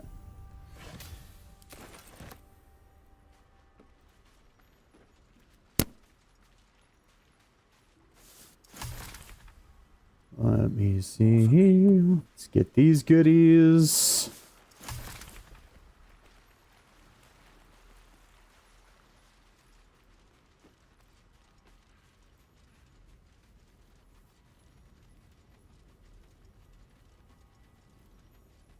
Okay, and I don't have a strength character yet. I probably won't have... Well, I guess we'll get AzazeL soon. Hurry. There. In the grass. You can kill it, can't you? There. Can you see it? And you. Keep your... I need him alive. Stow that blade, or I'll show you just how messy things can get. Promises, promises. But I have other business. Now, I saw you on the ship, didn't I? Yeah, sure. We'll give it a shot. Hey! I mean, with those horns, that would hurt. It's basically like headbutting somebody with a helmet without one. Your mind twists. You're looking out of unfamiliar Masochism, shake my head. dark, busy streets. What was that? No, I like it because there were lots of things that felt like it made certain aspects of Baldur's Gate artificially easier than it should be. I'm not an idiot. They took you too. And to think. My name's although it you all As he joined. Sorry, just needed to get through that dialogue real quick.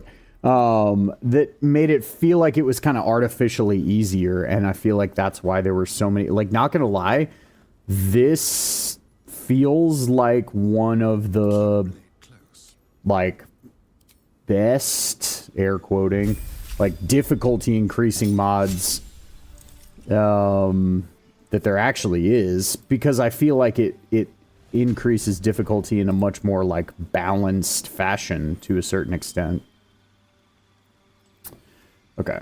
Yeah, sure. We'll leave you as a rogue for now. That's all fine. Must lug my guts through this hell. Should mind my step. Let's go squish a mind flayer brain. What's inside? I do hope, because we chose a new background that doesn't exist in the normal BG3 game, and I'm oftentimes reticent or hesitant to do that. That thing's bound to be dangerous. Even Well, okay. best be careful. Not 100% sure what happened there, but it just died all on its own. Weird.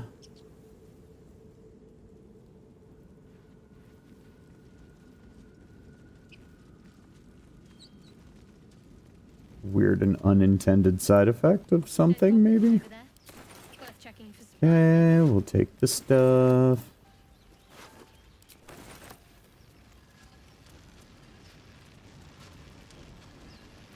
What's going on with that room? Looks unstable somehow. And I can't do the Dark Urge option here The sigil because I like guarantee it's gonna break my oath immediately. smells from it erratically, as if malfunctioning. It looks slightly dangerous. And I don't want to deal with the broken oath right now.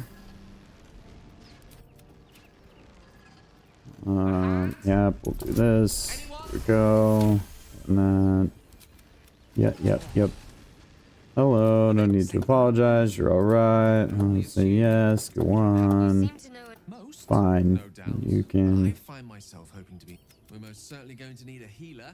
And oh, it's an act of. Cool. Yeah, we're just gonna give him whatever the default level is, because I'm about to kick him over to camp in 3 seconds after we get AzazeL. Take that and take that, because that should have been part of your thing to begin with. What? Proficiency in history? Sure. Why wouldn't we? But it looks like... Oh, right. This is expertise. Expertise in a skill. So, sure. Well, no, I guess investigation is slightly better. Prepared spells. Just in case I ever use you at some point. Awesome.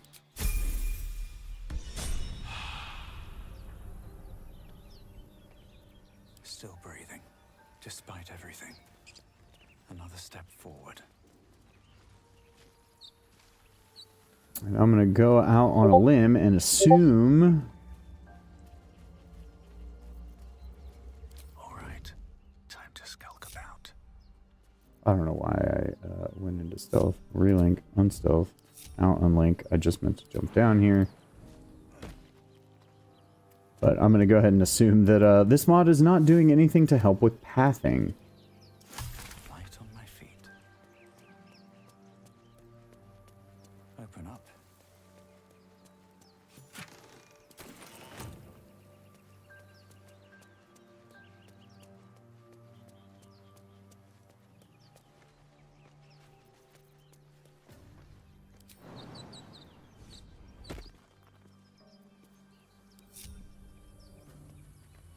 Okay. So let's go get AzazeL.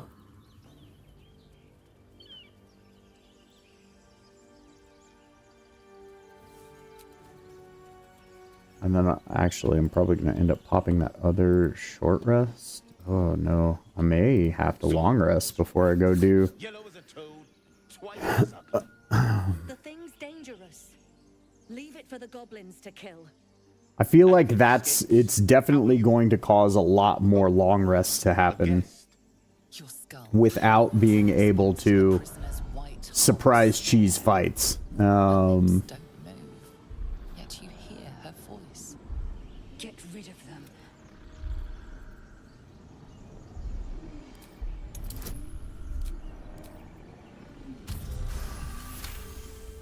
because fights are going to be a lot more resource intensive when you have to fight everybody honestly. Yeah, no, for sure. It's in the game. So I mean, you can certainly use it. It's just interesting. It's a shift, right, in the meta, because you could get through so many fights so easy with surprise cheese, because you could end up taking out half the fight before the enemy even got to do anything. And so now that that's gone, which I am happy about. Don't hear what I'm not saying, but now that that's gone, it definitely means that long rests are going to become immediately significantly more important. The tadpole hasn't yet scrambled, but the long Because you're going to need a lot more of your resources to win fights. Don't let her take advantage. The party's full. You'll need to make room. Well, you have made. I'll trust your judgment. You were sharp. Come, a creche. Right, we'll go ahead and level AzazeL.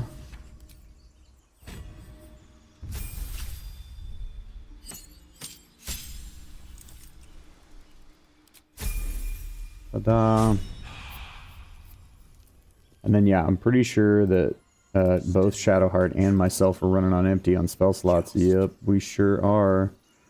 Have one more lay on hands charge. Channel Oath charge. That's funny. It gives you your Channel Oath charges right off the beginning. But Divine Sense will actually be useful. Okay. So yeah, let's go ahead. Go to camp. Yes, keep flare play mode. So yeah, this is just telling me about the altar and the ability to, like, essentially generate random equipment from garbage equipment that you get that you, like, know you're not going to use, right? Is pretty much all that is. Okay, still nobody with Disguise Self yet. Still no armor for me.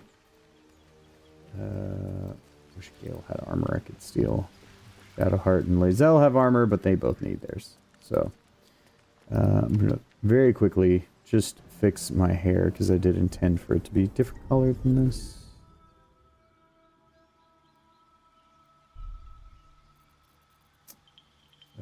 Yeah.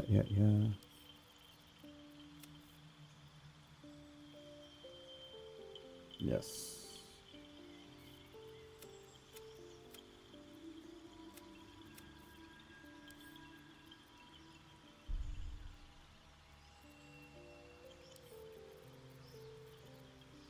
Highlights.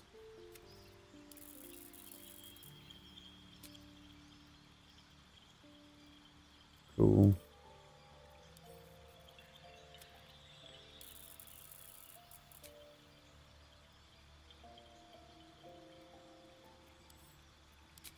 Oh, right. And I was going to do piercings too, because I always forget to do that also.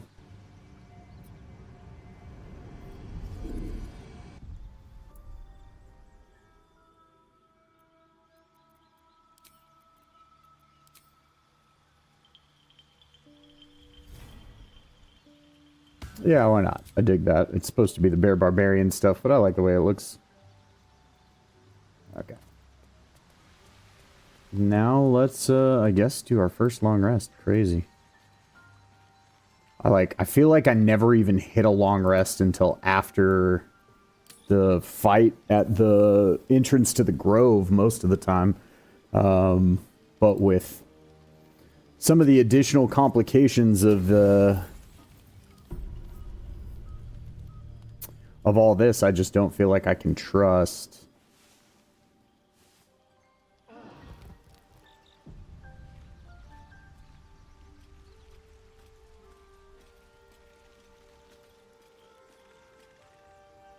Why is Gale over here? Weird random Gale thing. Okay. Oh, probably because he wanted to talk to me during that last thing. Oh well. Leave camp.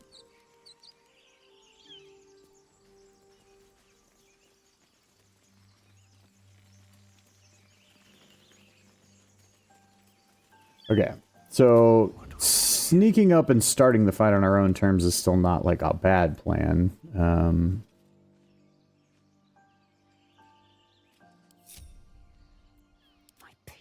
I might be able to get a first turn of us getting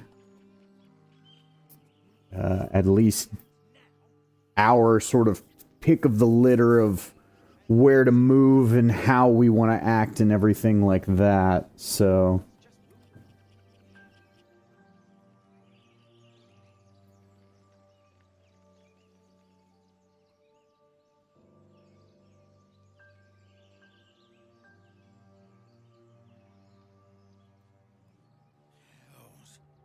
Pity you aren't as good at grave robbing as you are at excuses. Just being careful.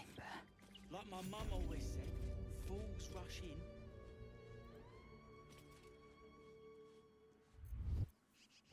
You! oh well, Another step, hear me? cute.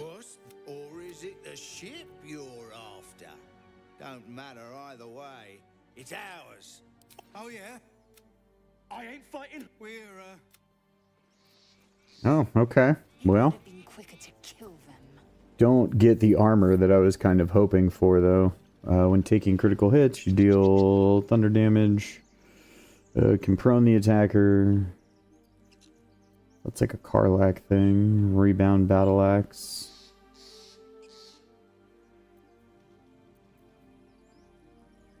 Favored weapon.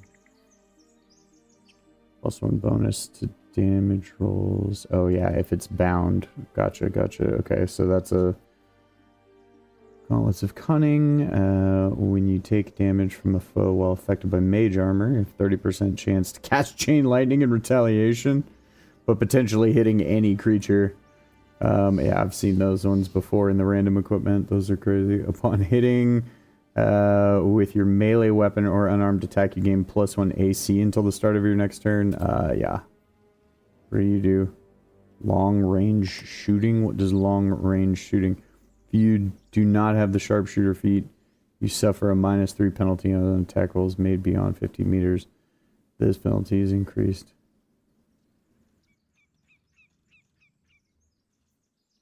Oh, it's a bow that gives you +1 dexterity, but then has that weird penalty thing? Okay.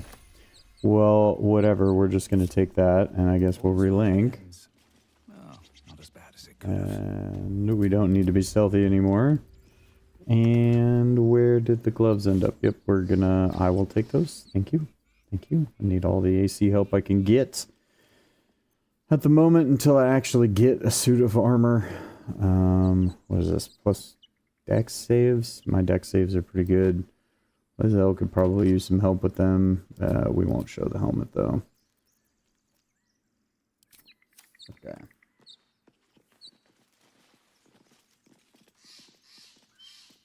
Oh, right, because this guy's from the extra encounters. Well, we can at least get his stuff. So Indolence breeds madness. let's let the terrain do as much damage for us as we can.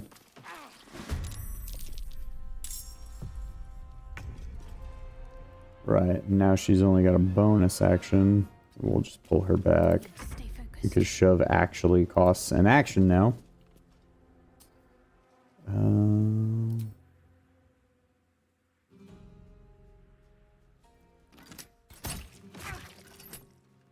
to move.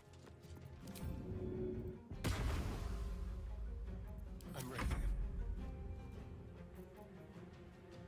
Charlatan's Trick. Okay, you can use your action and choose one creature within 9 meters. Attempts a deception check. Target can resist by making an inside check. If the target fails the check, it becomes confused for... What? What is this from?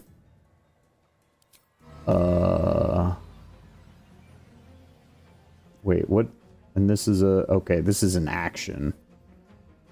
Still not terrible. Yeah, we're just gonna give it a shot.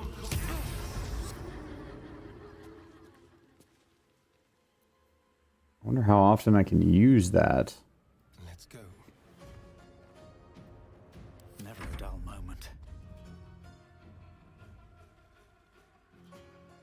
Don't waste a step.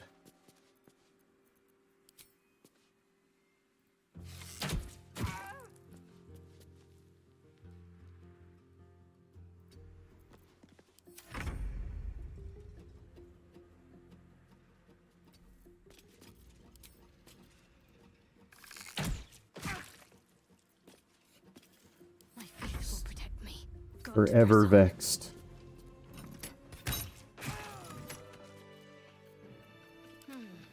Now here's my question. Do I need to do this reload again? Or I guess maybe what the bonus action reload will let you do is take a second shot on that same turn? Then through. I don't know.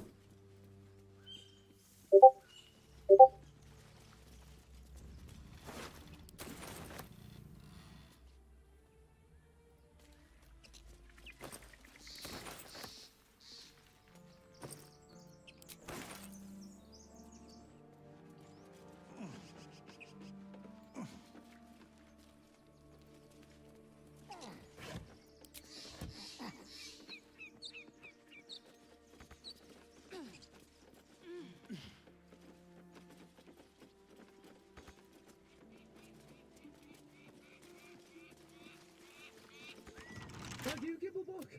Everything all right out there?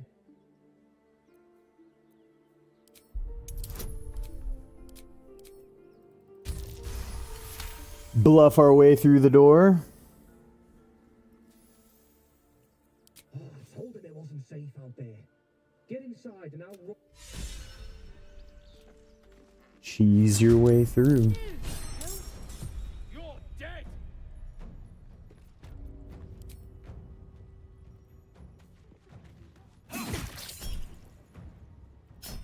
You fight well. Perhaps our survival isn't such a distant prospect.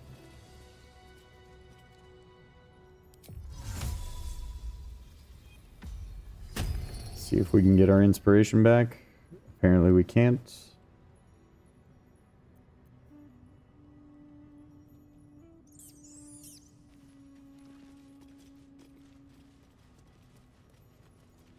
No more prayers. Only dust. We'll loot all the goodies here. Well, at least we did not alert them, because I think this fight is actually way easier when you can fight them in the sanctum than when you have to fight them in the hallway, because when you have to fight them in the hallway, at least to me, it's like you're kind of forced to play around the explosive barrel in there to try to use that to whittle down all of them as much as possible. Although, man, not being able to get a surprise round on this fight is going to make this fight significantly more difficult. I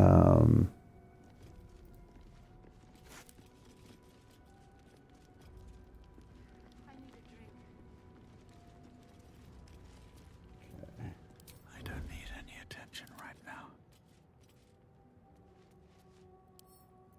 What fun.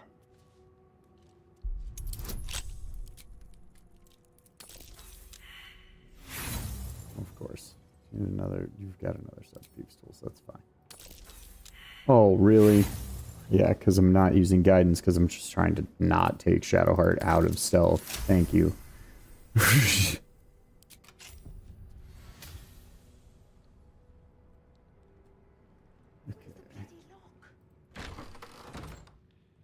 won't see me coming.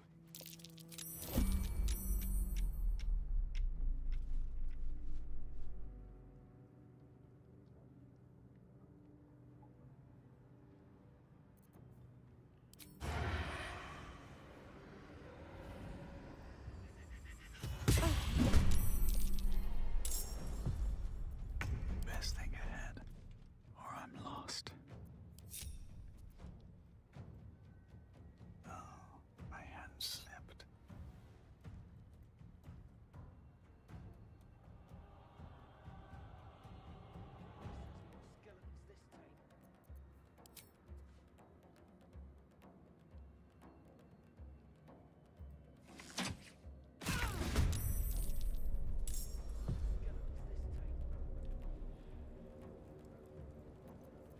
What comes now?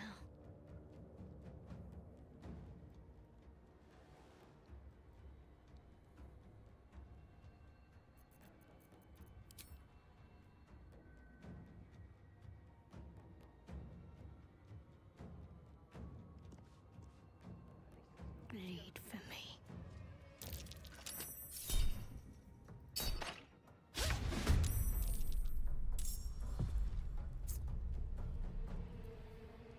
right.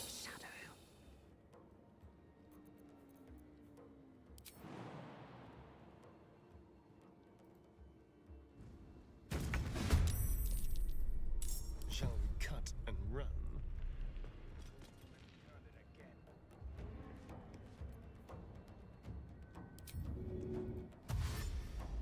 Step quick.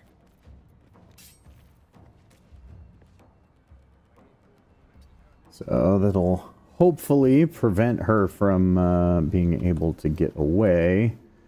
Because hopefully whatever hit points she has left, we're going to be able to drop her with our... Back off. There we go. That's what I was hoping for. Okay. Awesome. Awesome. Anything of use?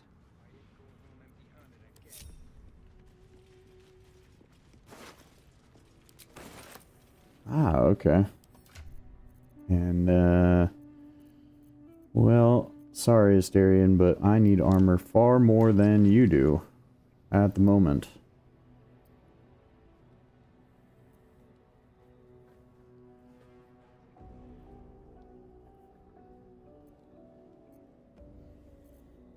Okay. Although I should go ahead and give him a couple of short swords.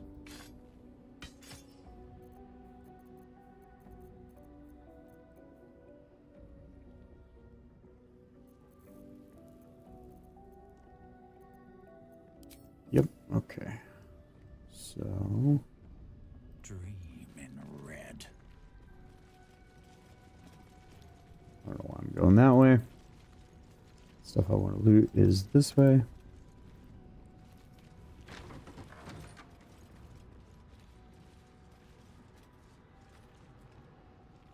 No traps, please.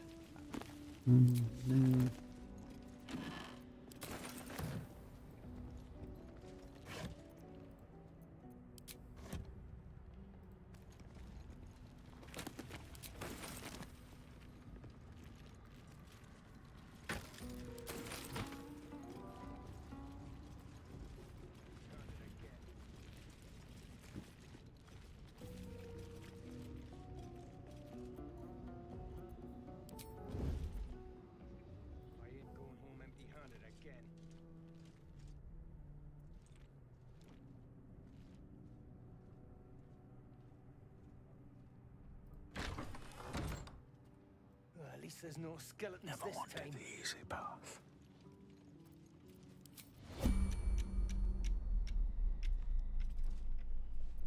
Hello, you. Step carefully.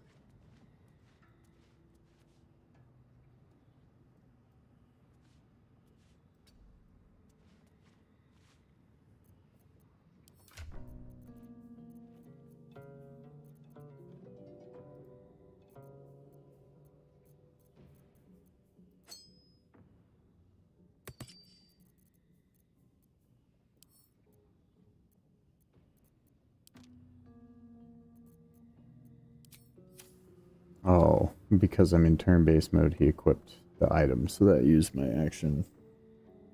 Okay. I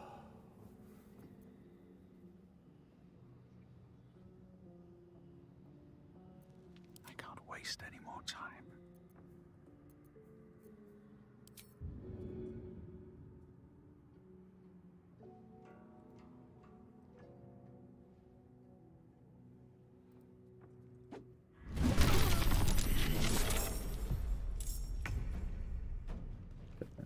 So... Time for a little death.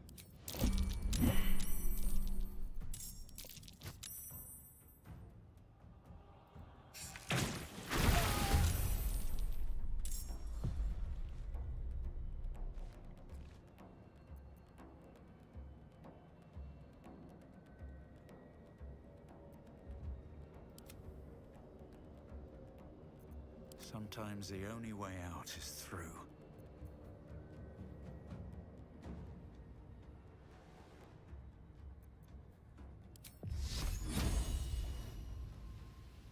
I have a feeling I'm gonna have to do a lot of tanking this turn, so let's try to make that as easy on ourselves as possible. Okay.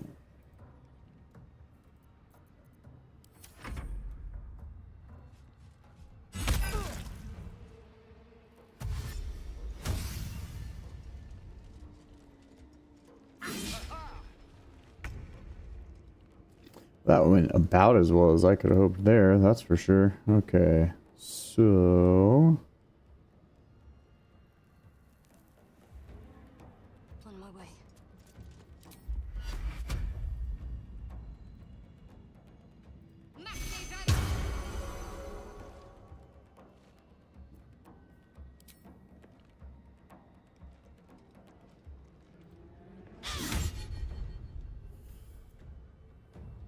It was a long shot. I want to make sure we're within 5 feet for Asterian sneak attack, though. It's technically already triggered this turn, so I don't think it will trigger, but... Oh, it sure did. Okay.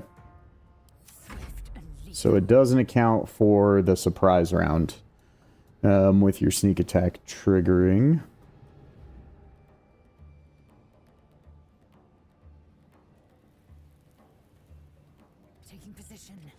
Alright, well, might as well just, like, go for broke here, right?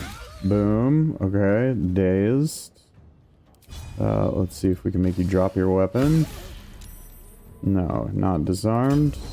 Let's just take you off the board. Hopefully. Yep. Awesome. Clear off! We got here first.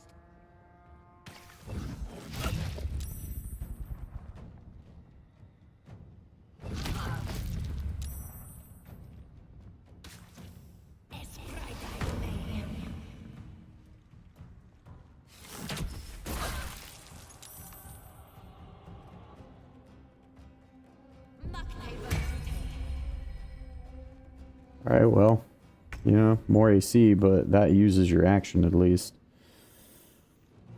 Alright.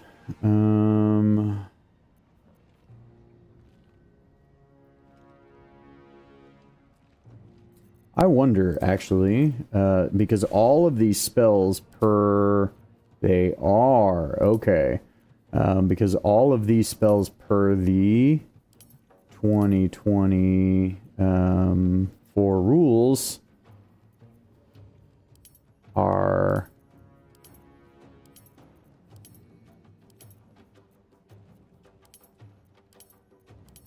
able to be triggered on hit.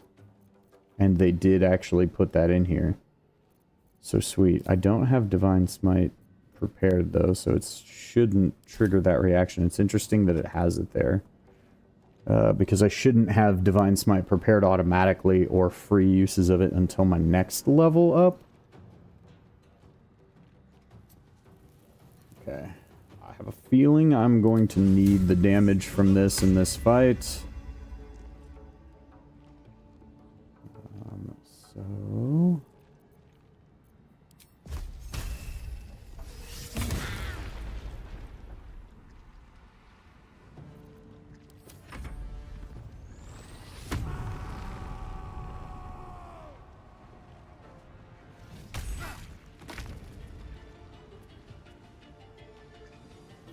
Knockback's actually not terrible.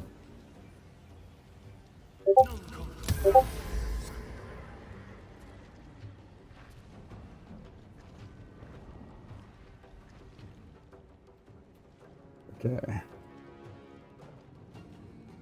Yes, here. On the hunt. Because depending on how bad this goes, I might need somebody outside of all that.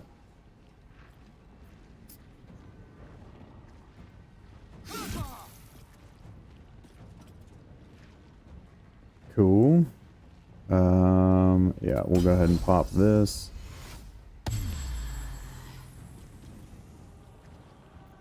Concentrate.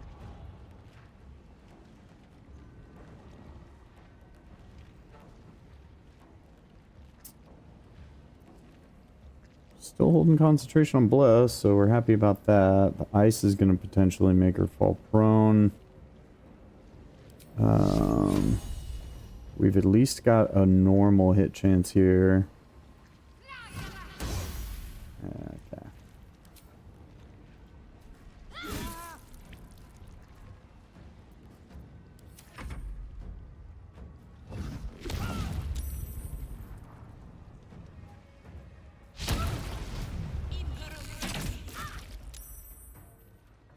Oh, there goes Bless.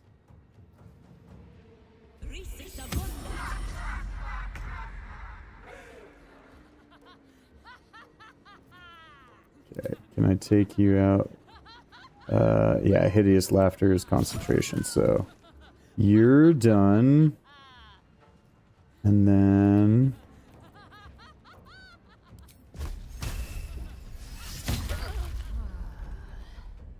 Awesome.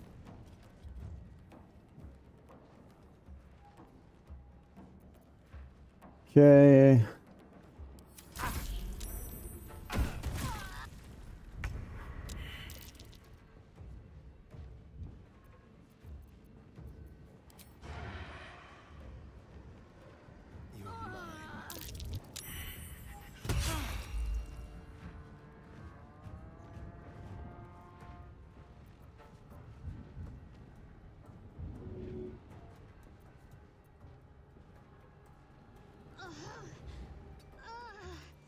Time for a new approach.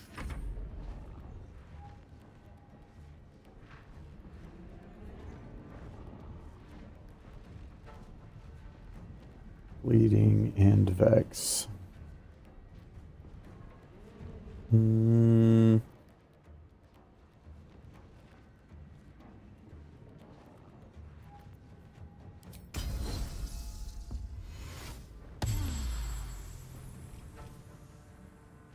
Okay. As much as I would love to take him off the board, I actually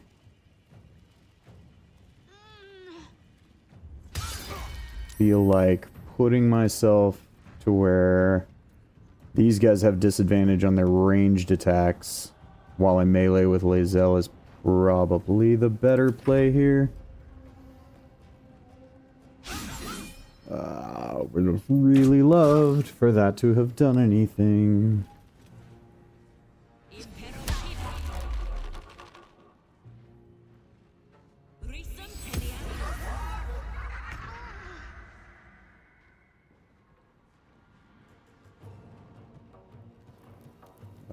Yeah, I can't do anything except for end my turn.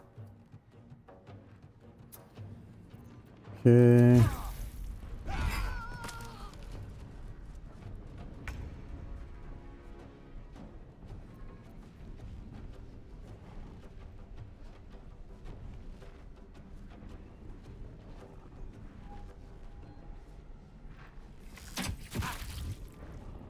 How far is he willing to take this?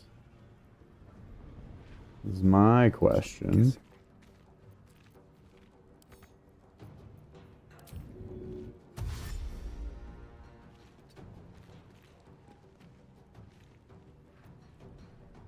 I am fury. I am death.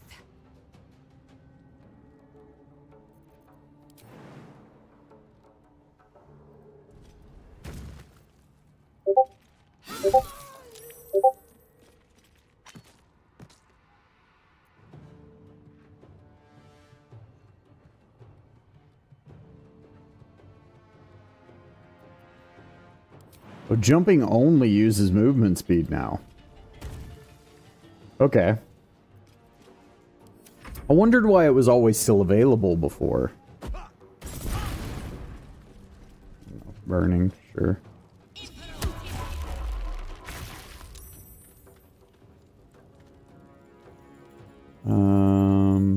Right. Still have Divine Favor going. So...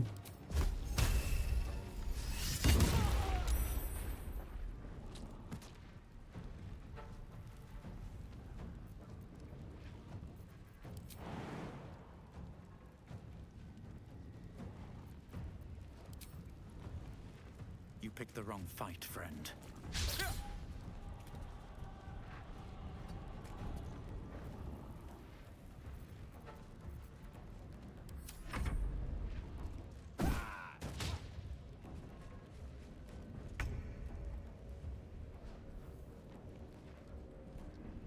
Yep, that's what I thought. Okay, well. I mean, if you're just gonna do that, bro, then okay. Just have to do that. Victory awaits. Let my name be known. And at this point, we can just pick Shadowheart up after this is over, because this is about to be over pretty quick. Nope, do not react. Not fall before my time. I need healing. Whew. Alright. That should more than suffice. So yeah, definitely a very different world when you can't surprise cheese fights.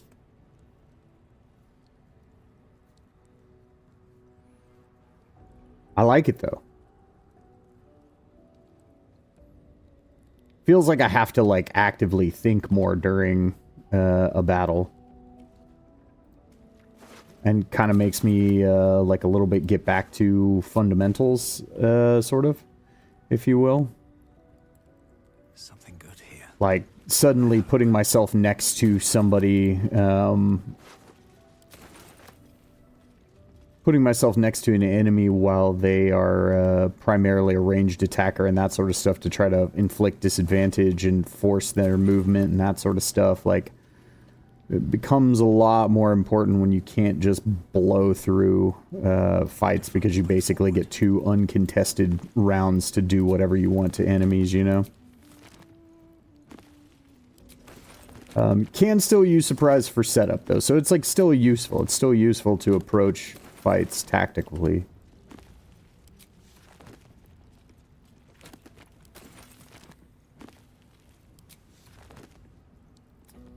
Get all the goodies out of here.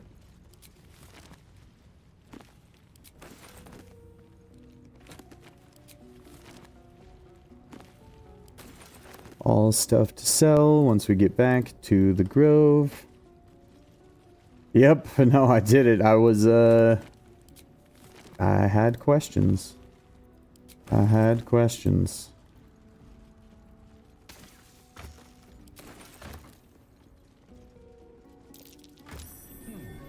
What's that?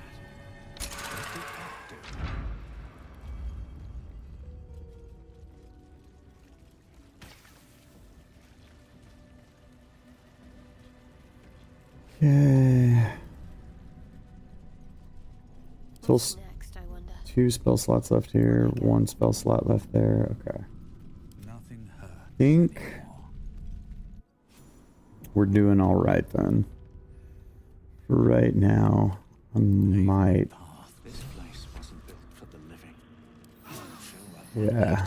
I am gonna pop the last short rest. I won't need him for like this room that I'm about to do here, but I will need it for this next fight, probably against the skeletons. Oh, although I guess the last time I did it, we were playing with a lot more party members, and so they had multiple actions. I was just thinking about, like, I'm going to need it if I'm going to get through as many rounds as I'm going to have to deal with people fog clouding and then ray of frosting me. Can someone notice the sarcophagi? Oh, we got it. Yay. All right. Oh, also, I got other equipment. I need to look at that. Let's see what we get out of here. Still alive. So that's progress. A foe attacking you must succeed a dexterity saving throw or fall prone. It's a 5, so they're gonna succeed it most of the time. Well, so I'll send that to Asterion because I feel like I want him to have a quick getaway. The fastest. Okay, so let's do this. I threw that ring on him because which will give him poison. Does that still a bonus action to use? Okay, cool.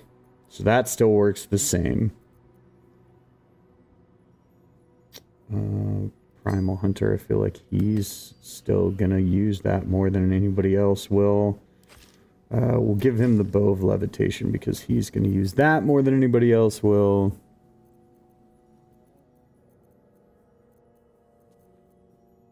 Let's see here. Who wants a free chromatic orb casting? I guess I'll take it. I thought I saw... Yep, okay. Cool. So I'll take the half plate. That means Asterion can have that. So that helps that. We still don't have Disguise Self on anybody yet, so nobody is a wood elf at the moment, or can disguise as a wood elf, so yep, I think we will just hold on to that like that. Alright, cool. So let's get the other goodies out of here. How considerate.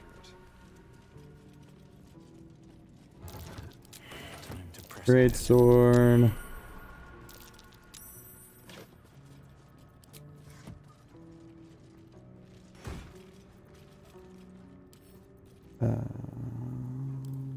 Yeah. What's in here? Okay, a Warhammer. Strange coin. Soul coin. Okay, so dudes in the next room are weak to bludgeoning damage, plus also turn undead on that shield. So let's give her a Warhammer. And we'll let her walk in there like that. Unfortunately, she's going to be our only source of bludgeoning damage.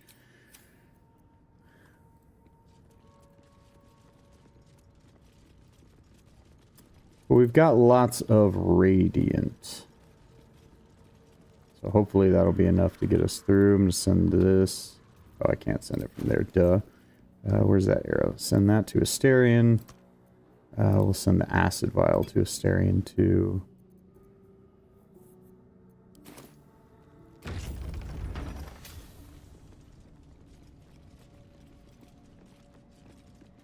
Since he's wearing that ring right now.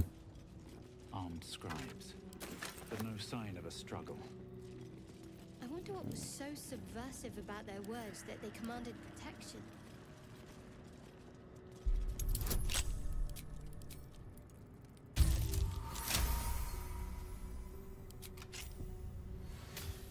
Okay. And it does mean that it's going to make Asterion's AC a little lower. But as AzazeL is the only one that's going to be able to be a source of bludgeoning damage here, I'm actually going to take the time to light all these braziers so that there's enough light in here that... Because she is unfortunately a Githyanki, who unfortunately do not have dark vision.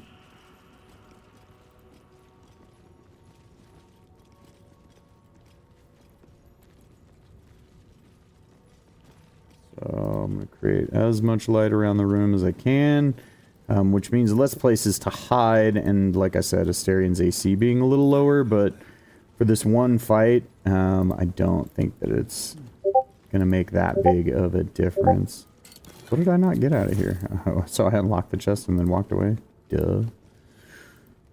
Good job, me. Okay, yep, we're gonna light the brazier. Yeah, so the same thing goes for, just, you know, PSA, if you're ever down here doing this, and you're on honor mode and something like that, and you want to make sure that you don't have any weird penalties or moments of like disadvantage that can pop up sometimes when you're in darkness without dark vision, because that can affect your ability to like make attack rolls and that sort of stuff. And just light all these candles. And you can use anybody with Firebolt, aka Asterion or Shadowheart, since they both get it by default unless you're playing with mods. Or unless you pick them as an origin character and selected something different. You can use them to just shoot those braziers up here to provide some additional light. Let's get going. How much further can I go? Finished getting this stuff off all these skeletons, and then go get that book in the other room. AzazeL, of all people, gets the knowledge check? Alright. It's always interesting to see who gets that line at this point.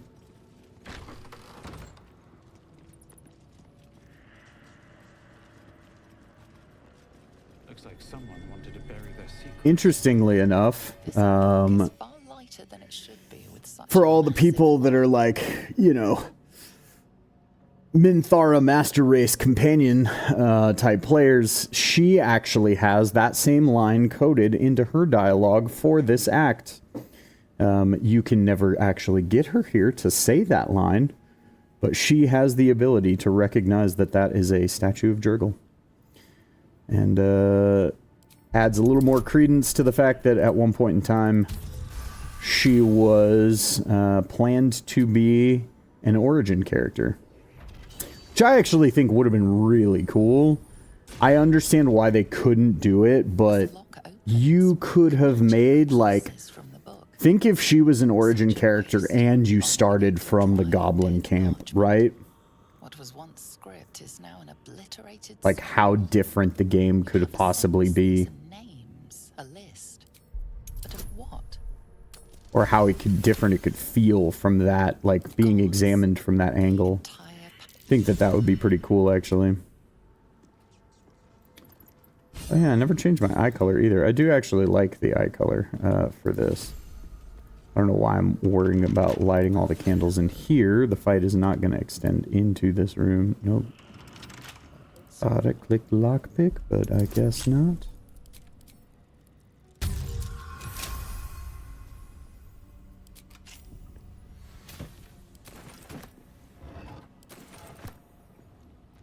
Wretched thing. Pull yourself together. Moving in. Okay, yeah, I got that chest. And then... Also, PSA for anybody who doesn't know. You can cheese the start of this fight without having to go to the door and risk them getting surprise on you if you want as well. Now, in this situation, unfortunately, that uses her action, right? But...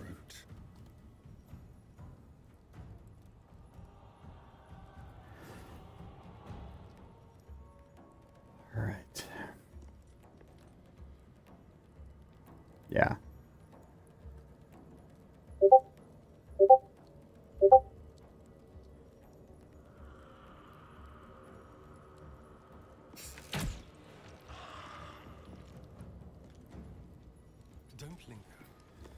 And then I always try to make sure that I'm as spread out as possible during this fight.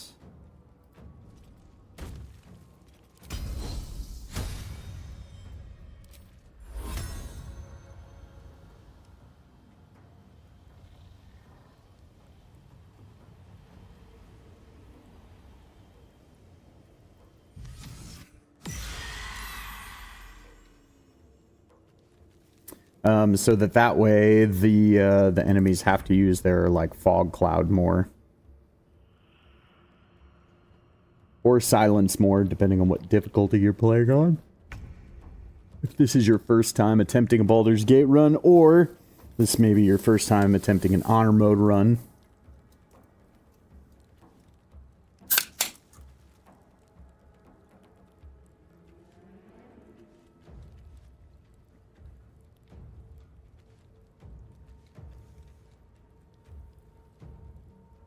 Okay. So they're turned. I will go ahead and drop. Can't get to AzazeL, so drop Bless here.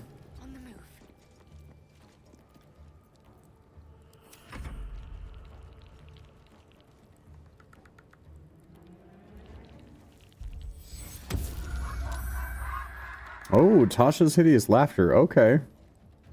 That's a new choice. I don't know if this mod is giving them that spell, where they don't normally have it, but I have never once actually seen them use that.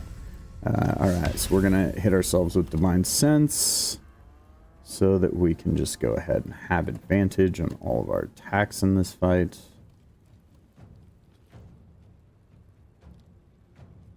And What path lies before me?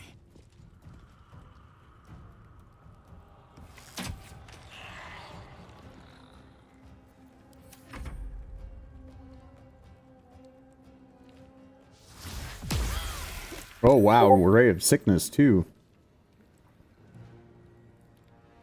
Attempting to break concentration, I'm assuming. Yeah, we'll reroll. Oh, nope, you're laughing.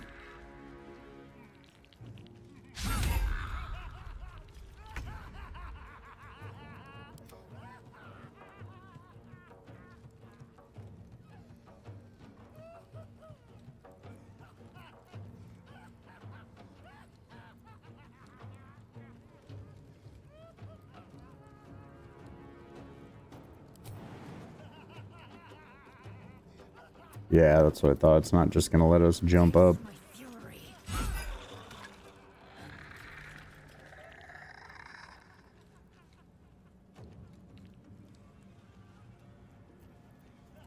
Let's turn someone inside out.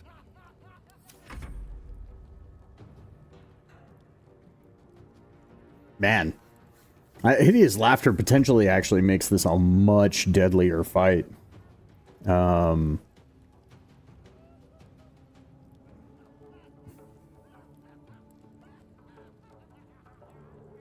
Heading there.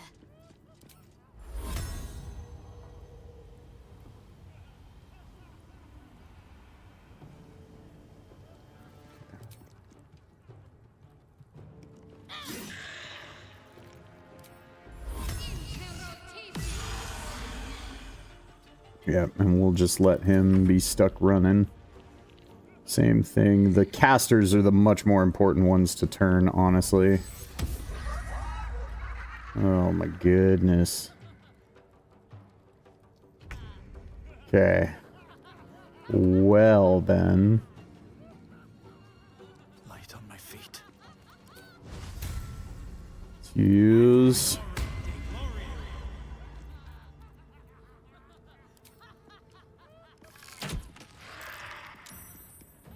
Of course your concentration saving throw was successful.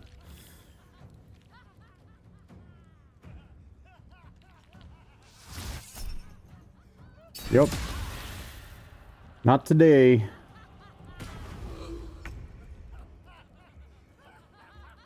Time to strike.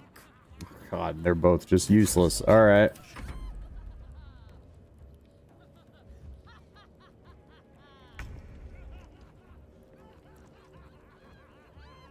Alright, who's holding? We've got one concentration holding there, the other concentration holding in this corner. Shadow of the Heart's not gonna be able to get there.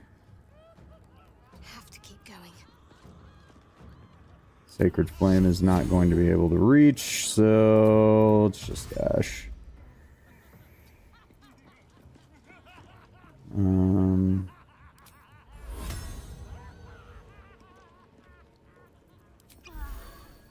Pop a potion.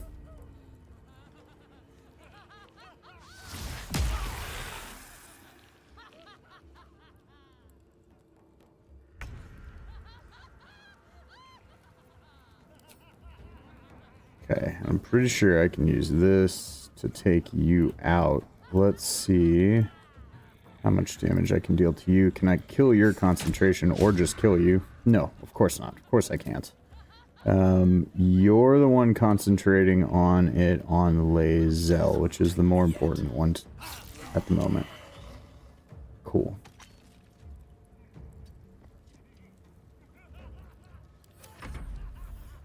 Now we're gonna be back to Ray of Sickness time. Ooh. Nice block from Shadow Hearts. Alright. Fury, I am death. Nice. We'll take the critical hit.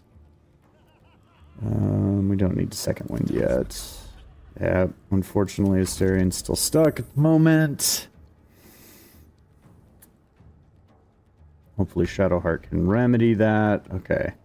So let's start here. Can I get to... Yeah, I can't get to melee, so...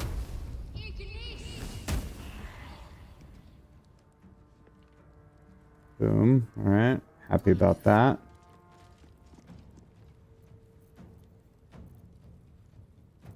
And... yeah, not much else to do there. No longer turned, so that's going to present a problem. Yep, that problem. That problem.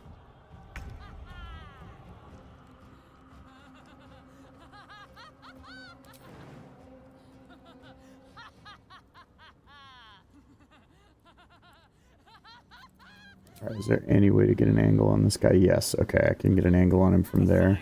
Cool. Of course, your concentration saving throw is successful. Why would it be anything else? Do we need to pop a potion here?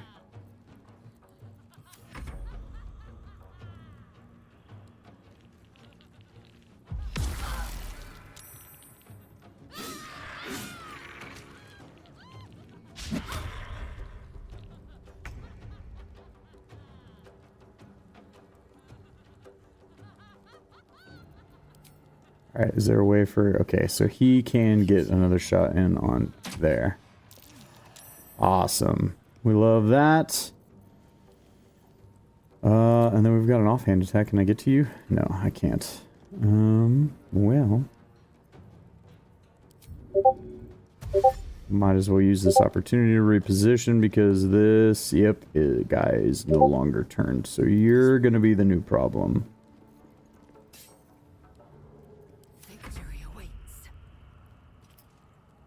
And we can go ahead and take you, hopefully, out. Nope. Nope, I guess not. That would have been entirely too easy, I suppose.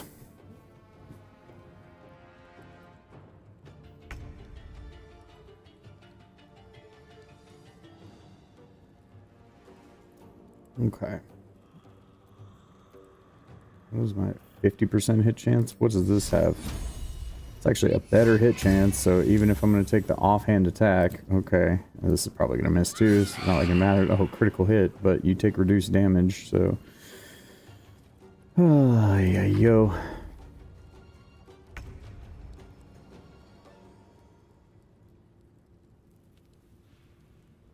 Alright, before you have the opportunity to do anything I don't want, let's start there. And I'm actually going to go ahead and jump down and keep moving that way with whatever movement I have left.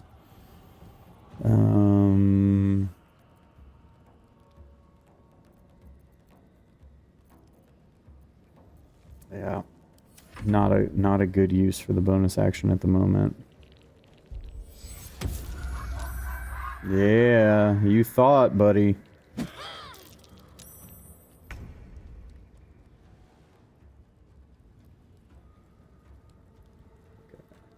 So, here, hide, sneak attack. I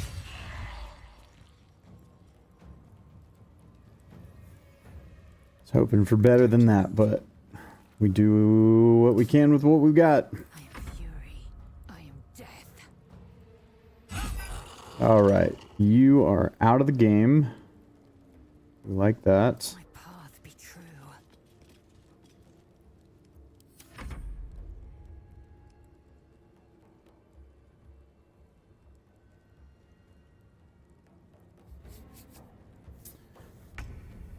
Right, and then gonna jump here and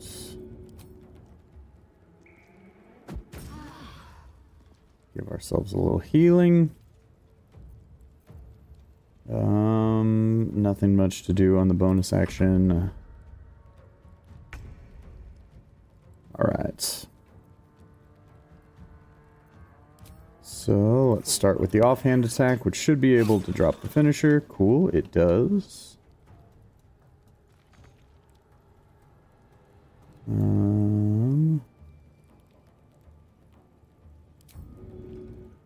That's gonna let me dash to be here for setup. Yeah, not enough movement, so it's not gonna require an action, just not enough movement. Okay.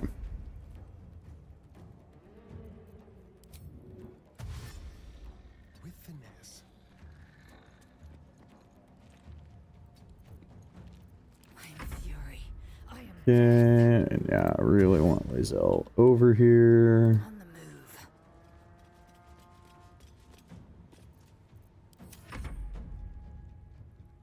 Because there are more baddies inside this room.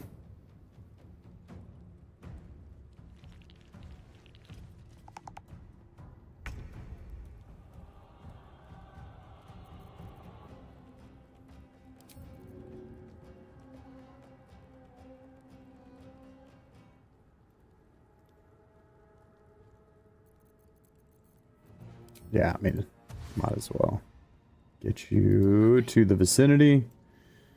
But yeah, that hideous laughter definitely made this a very interesting twist. That makes me wonder how Fog Cloud is functionally different. Because I feel like that's... Item received, tough sunrises? What? Because I pushed a button? Weird.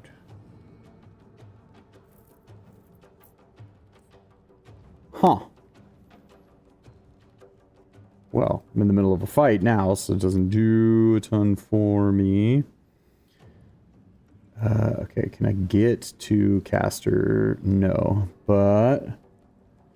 I remember Fog Cloud being kind of busted in Solasta, so I wonder if it's the same here, maybe not.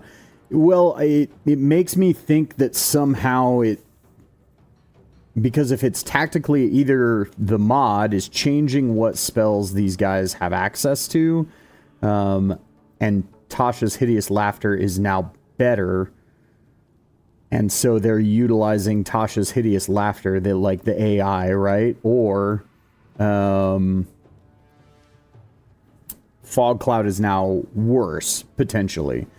I'm not sure which of those two is the case, but...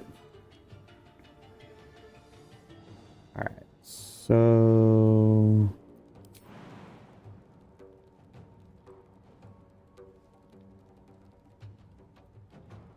Yeah, I don't have enough movement to get there, but I can start there. Then do my bonus action here. Ugh, which sticks him right in the doorway, which is not necessarily beneficial, but we'll try to drop him. Cool, gone.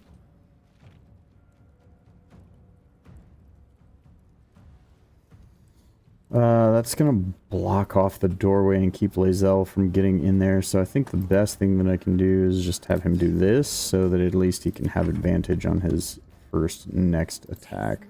As we want AzazeL for that exact reason.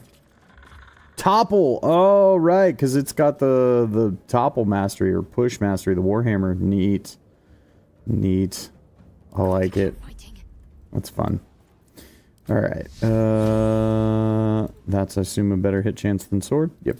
Well, we'll give it a shot. Boom. Offhand can hopefully drop. Nope, of course not. 2 HP left. Yep, and that'll be an attack of opportunity, so we'll just wait. Shadowheart nap. Well, his Warhammer does the same thing. So there's that. Sorry, Shadowheart. He's dead now. Yup. Alright, you can stop hiding, Asterion.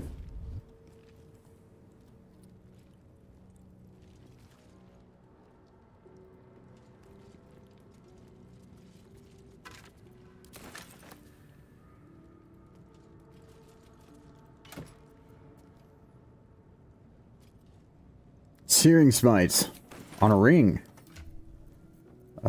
Searing Smite actually pretty good in this edition. Let's give that to AzazeL. We can also put her sword back on her now that we don't need bludgeoning damage. Oh, and I never put this cloak on Hysterian. Probably would have been useful numerous times. Anyway... Tough sunrises. Yeah, crazy.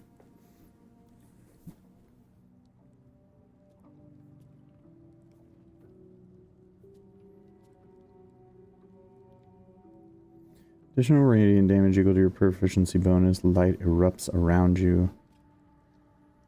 Blinded. Okay. Feel like that... If I'm going shield, I mean, disarming attack, cool, but I feel like that's actually the better option if rando equipment's going to give it to me. Alright. I've got a long road ahead. Never wanted the easy path. Talk to good old Bone Daddy.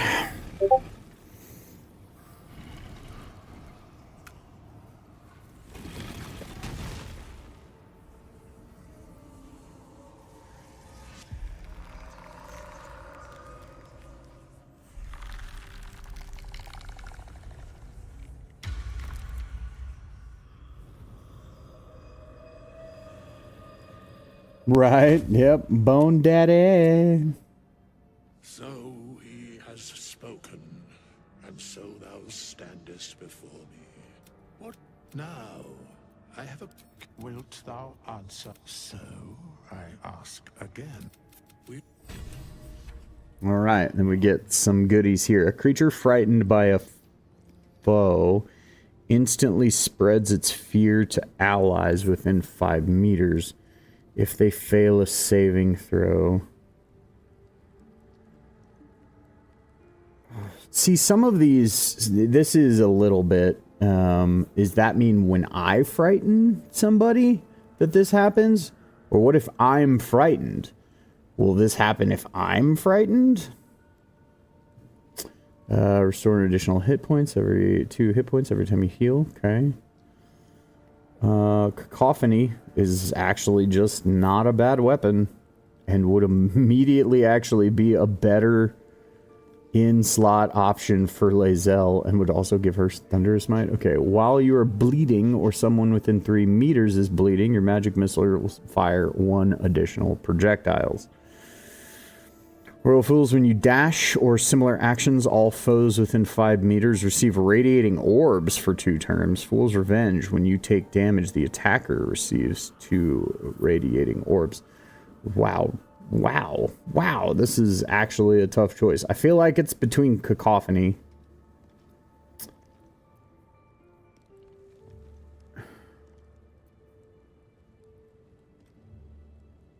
Because this would go on Asterion.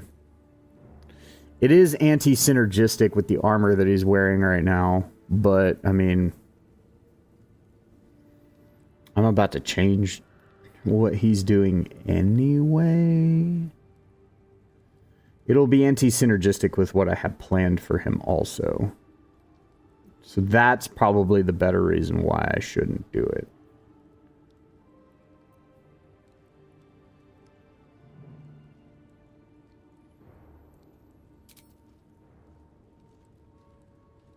Yeah, because Cacophony is just gonna be better than Tough Sunrises.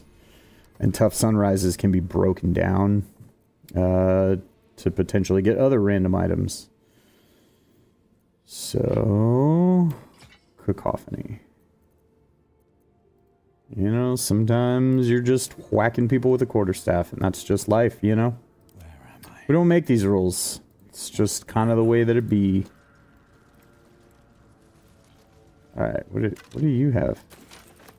Oh, did I never take your stuff? Crazy.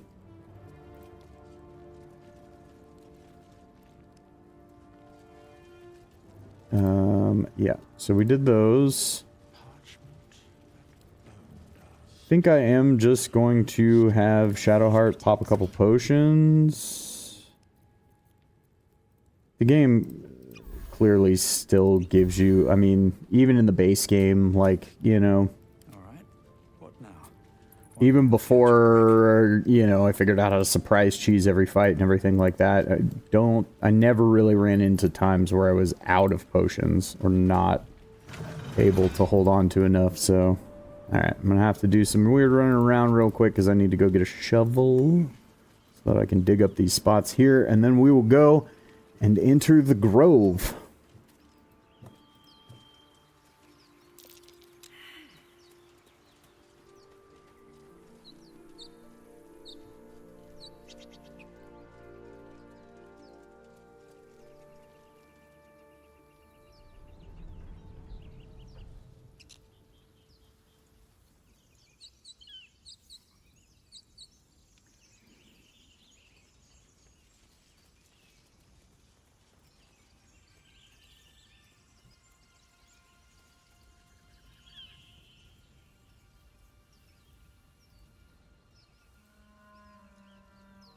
Maybe I need more pockets.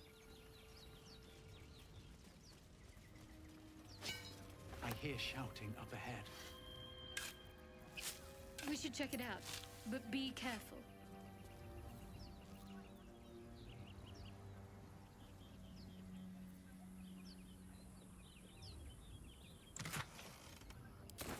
Some dye, although we're about to actually buy the dye set that I want, so... Good old Faerun colors. In my personal opinion, it's just the best dye set that you can get from mods or anything like that. I mean, there's lots of other cool dyes out there that are not Faerun colors. I just... Consistently, I feel like Faerun colors has the best overall palette layouts. And I really feel like...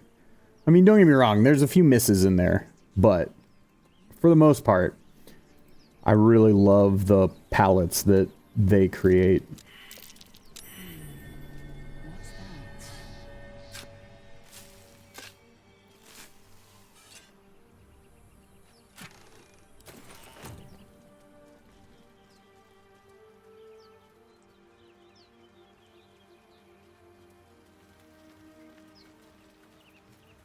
Right, and...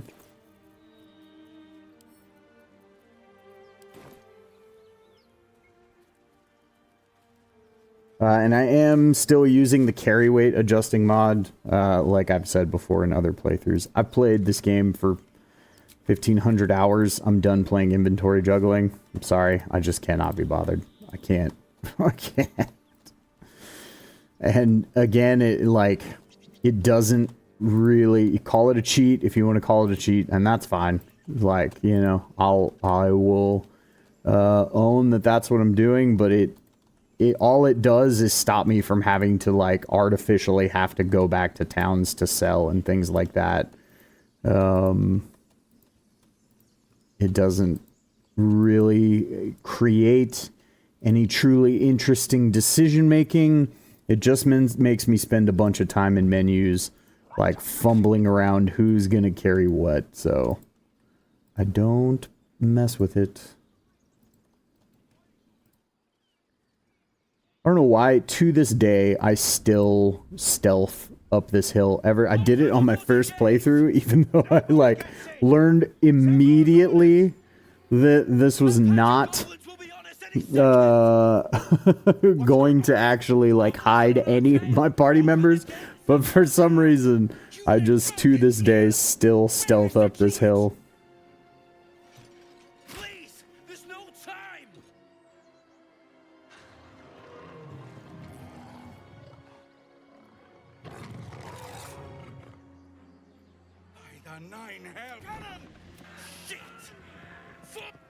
Damnable roach. And suffer its sting. Yes, yes. Yeah, and didn't long rest. I don't think I'm going to need most of my spell slots or anything like that to take on this fight. I could be incredibly wrong. Watch me eat those words here in a minute, but... Okay, Charlatan's Trick, once per long rest. Okay, so it doesn't say it here, it does say it here. So I guess I just need to find, for things like that, I just need to find the resource that it's keyed to, and that's gonna help tell me what's up. Okay. It is Asterian's turn. Well, it's potentially multiple people's turn.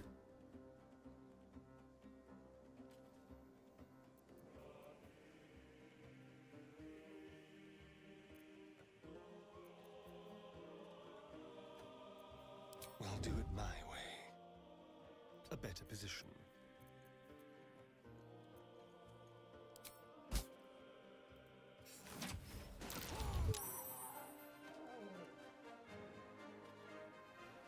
Nice. And then, yeah, we will. Survival is all that matters. Yeah, out of spells here. I am going to be using these as my primary attack mode, though, so we will pop in a sorcery for the advantage. Oh, hello, critical hit. Thank you. Thank you. We like this.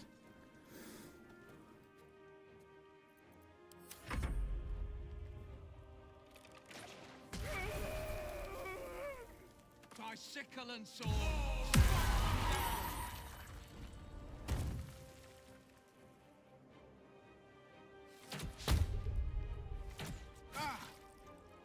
Scout! Get to the high ground! Raiders! Guards and bastards! For the absolute! Alright. Typical grove fight. Yeah. Nothing too out of the ordinary here. Onward.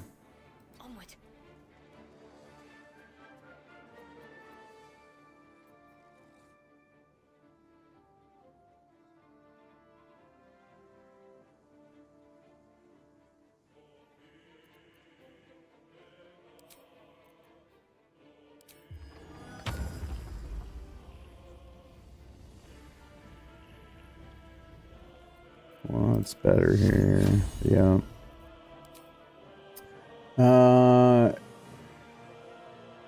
Oh, too bad this OST doesn't play more. Yeah, for sure.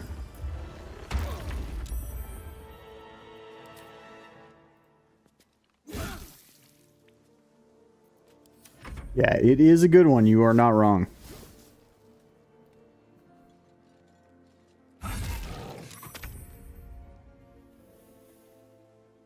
Okay. So let's Make way. I mean, honestly, like, I'm gonna get this back on a short rest for the memes. Oh, I was hoping it was just gonna send him flying. Okay, well, sad.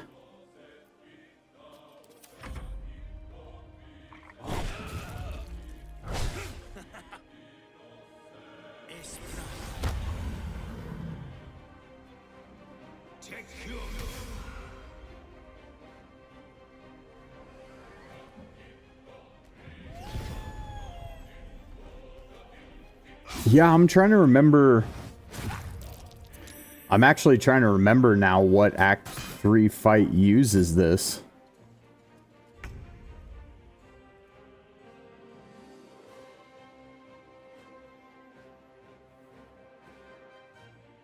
It's like I feel like you're right. I feel like I remember it. Oh, yeah. Okay.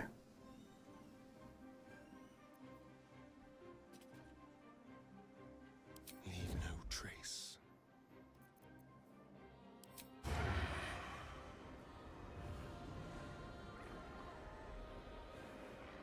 Let's play.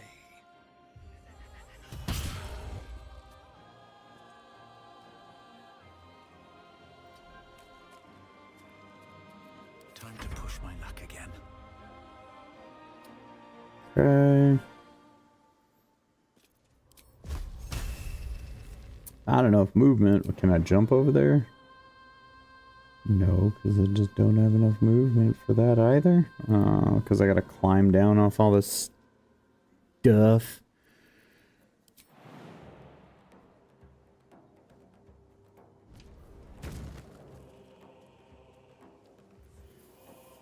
Alright, well, in that case, guess I might as well grab some temp hit points.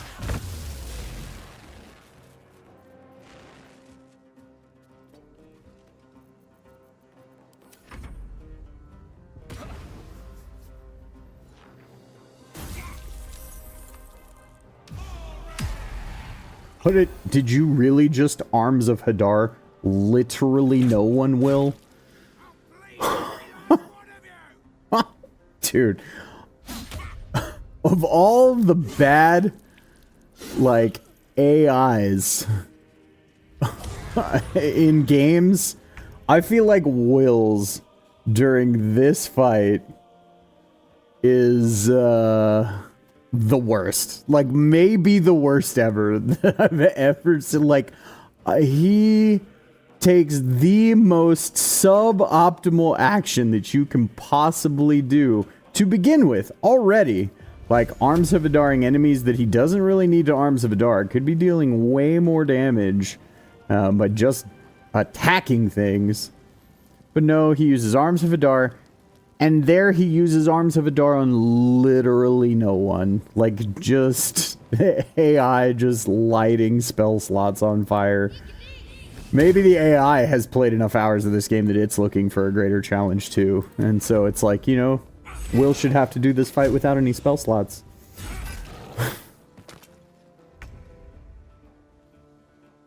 Okay, Arden actually weirdly kind of kicking ass. I wonder if Warlock slots have different... I mean, I guess. It's like, oh, these aren't important. I can get them back right after this fight. Yeah, it's not even worth, like, trying to smite him or anything. Let's just smack him. Oh, okay. Or not. Or we don't just smack him.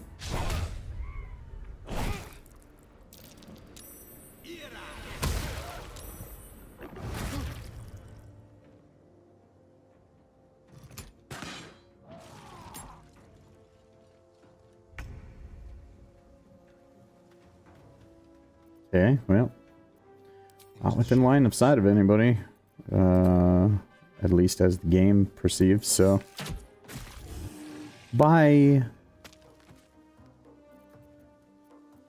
Nothing will stand in my way.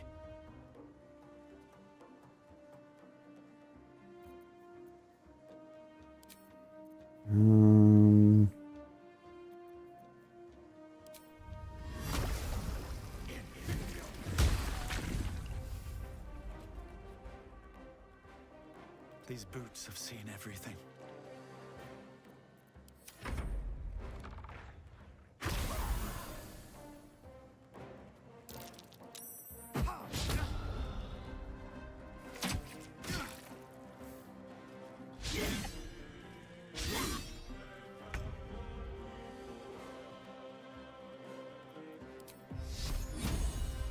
Oh, right, because I forget her, they fixed the species so her firebolt doesn't suck. That's gonna be weird. Having Shadowheart with a not garbage firebolt? What even is life?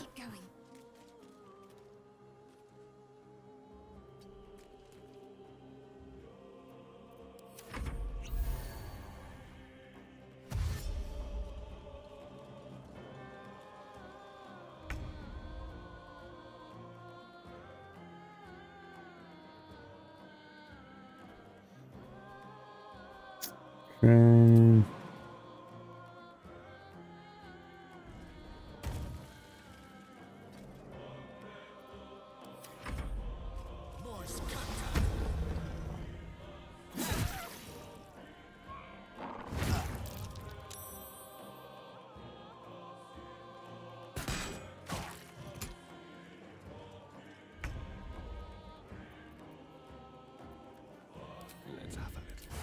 Rinse and repeat.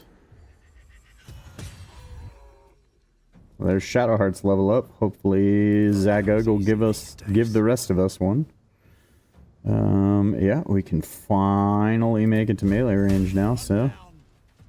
See if we can drop him. Oh, there we go. There we go on all counts.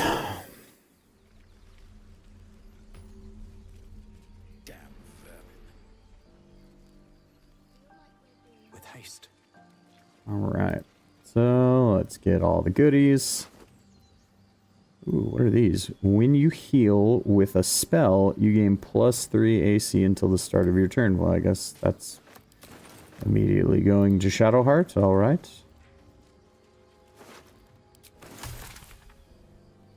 What's inside?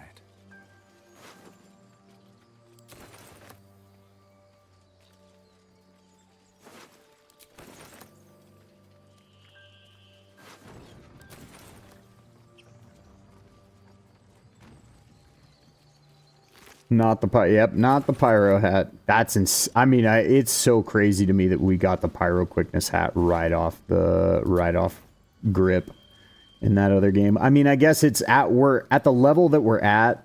So that's the interesting thing about the pyro quickness hat is it's like pyro quickness hat has the potential to be such a powerful item, but you do have to kind of be built to take advantage of it, A. And B, you kind of don't have the resources early to take advantage of it the way that you might normally want. Okay, fighting style. Well, clearly we're doing 2-weapon fighting because that's one of the cool things about 2024 is it lets you. Okay, what else here? Yeah, command. Actually, not bad. Yeah. Yeah. I mean, if I'm gonna use his concentration, less is probably a better, although command is concentration free.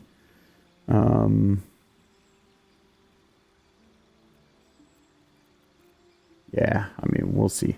I think I'm going to do it like that for the moment.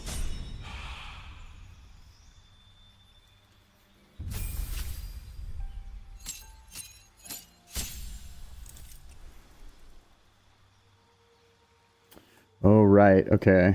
So, distract your enemies with an illusion within 3 meters of the illusion. Attack rolls have advantage for you and your allies. Both the attacker and the creature must be within 3 meters of the illusion. Okay.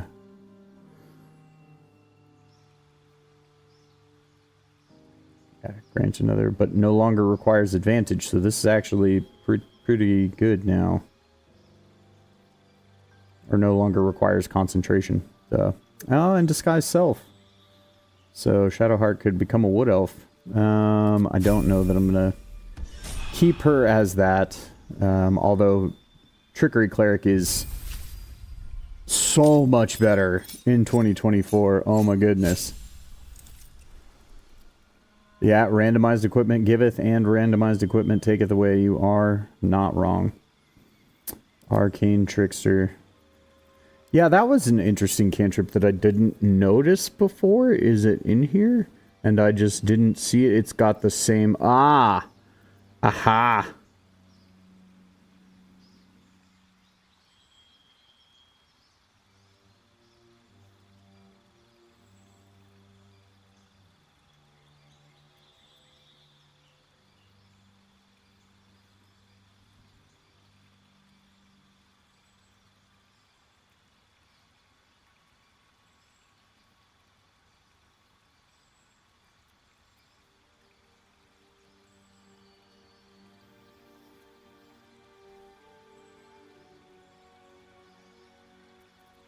Yeah, I don't know that it really matters because the subclass... Yeah. Oh, they added Scion of the 3 and Soul Knife. Okay, that's cool. Scion of the 3 is the new one. Psychic Blade.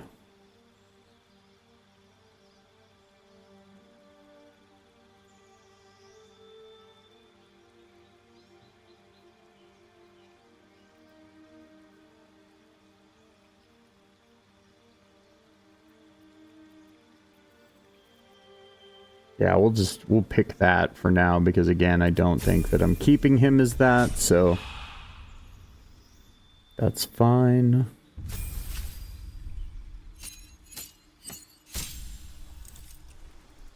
Battlemaster.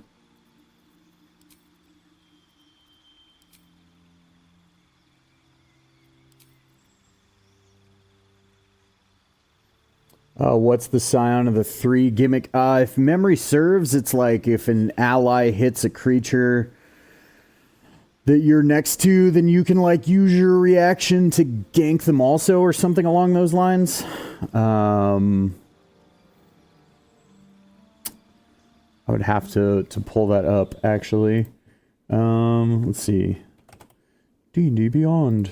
What does D&D Beyond have to say? That's the best source for me to look at those rules at the moment. Library. Heroes of Faerun, where are you?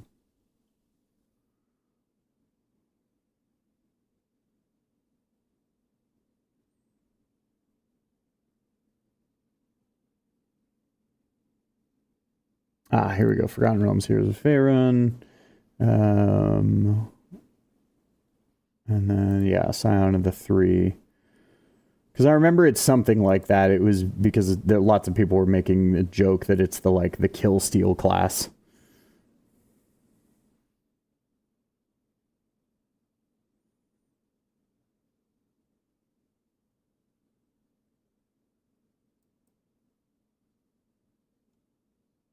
Yeah, okay, so here you go. So you get Bloodthirsty. When an enemy you can see within 30 feet of yourself takes damage and is bloodied, right? So bloodied is a new condition that they added to...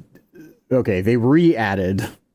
Bloodied has a long history. Bloodied was a condition in 4th edition D&D that basically was meant to represent that you were below half your hit points. In 4th edition, there were a bunch of things that triggered that you could do specifically to bloodied creatures. They re-added it to 5th edition along with literally zero support for it in the main, player's handbook. And correct me if I'm wrong on that, but I believe that there are no instances of that. Anybody hearing this after the fact. And so this is actually, even though they re-added the status effect, they re-added it essentially as just a whatever, because it basically just means, oh, this creature has the status effect. That means it's below half its hit points. Well, they are now starting to create mechanics that trigger or rely off of either yourself or enemies being bloodied. But they're still introducing them very minimally, aka... Wizards are cowards and are owned by Hasbro, and so they're beholden to their, quarterly earnings report, so they have to make sure that they just dip their toes in the water ever so slightly, And if people like the mechanic and like the way that the things that they release interact with it, they'll do more. So there you go. There's everything that you probably did not care about knowing about that. All right.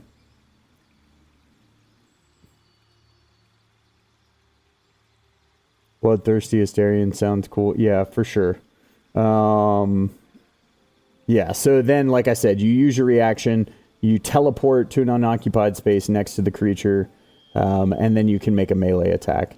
And then you can do that a number of times equal to your intelligence modifier. I do like that at least in the design of newer D&D 2024 classes, it seems like, although Banneret immediately kind of threw that out the window, for the most part, all of the secondary ability triggers from fighter subclasses and rogue subclasses were based off intelligence. I've always thought that that's the way that it should be. Personally, personal take. Take it or leave it. But teleporting that sounds mixed with Shadow Monk sounds interesting. You're not wrong.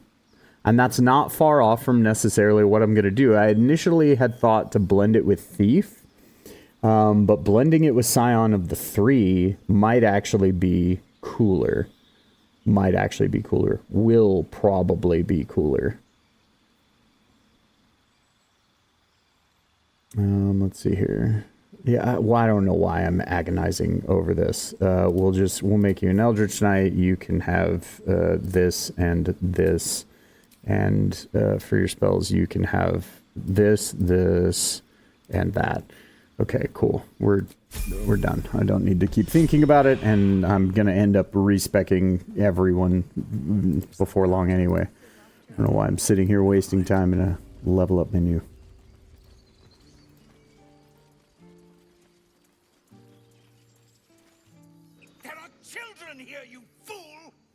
We was running for our lives.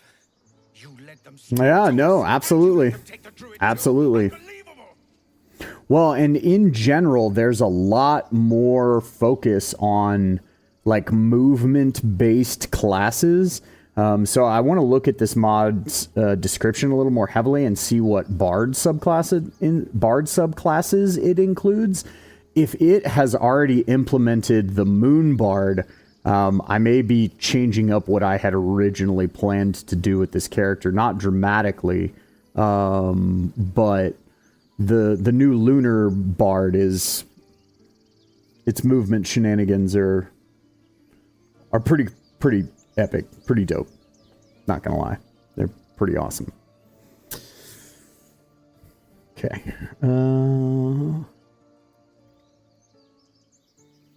Yeah, where there's one goblin, there's 10. Yeah, I don't. Yeah, doesn't matter. Paladin. The human's eye twitches. He's about to blow.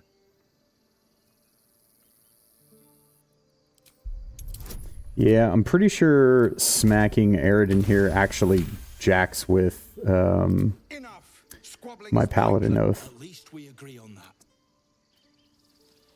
Hey, it's up to fight, I get things. Okay. Cool. So whenever I deal acid, cold, fire, lightning, thunder damage with the spell or cantrip momentum, momentum's always nice. Ice Bite Robe, +1 to spell save DC. When you apply Encrusted with Frost, you have a 35% chance to instantly freeze your target. While you have any form of Armor of Agathis, you are resistant against fire damage. Conjure Elemental, Water Elemental. Oh, okay. Man, that's like... that's a lot. Lava has no effect on you. Oh.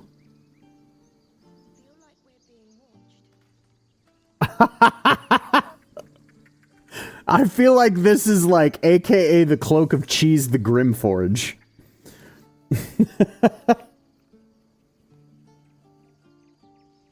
Elemental friends? Yeah, no. Elemental summon friends are always fun.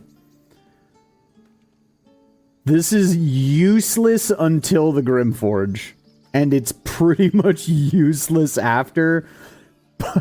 This is like, do you hate having to worry about teleporting or bamfing back and forth between the platform to drop the hammer on Grim? Here's a cloak that will just let you run around on the lava.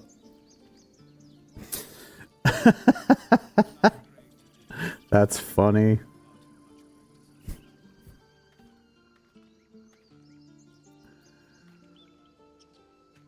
Ice Bite Robe is... but I'm not... yeah. It's not going to end up jiving with anything that I'm actually doing with anybody. I mean, Asterion would be the only one who would potentially be going unarmored in this playthrough. Unless I respec Shadowheart into something very strange. But getting Armor of Agathis is a lot more difficult than it used to be. It's not like I can just one level... so this would have been a great item for a normal playthrough. But for this... okay, dealing acid damage, you have a 20% chance to make the target wet and acid-coated. What does acid-coated do? I know what wet does. Reduces armor class by 2. I'm like, getting items for an acid build? When you miss a foe with a leveled spell, gain storm assist for 3 turns. What does Storm Assist deal? 1 lightning damage to foes. Oh, dealing lightning damage to foes, you gain lightning charges. I don't really have anybody unless I did Tempest Cleric with Shadowheart, which I wasn't planning on doing. I've just done the Tempest Cleric thing so many times. I did actively want to utilize her as a Trickery Cleric because it's cool now. Okay.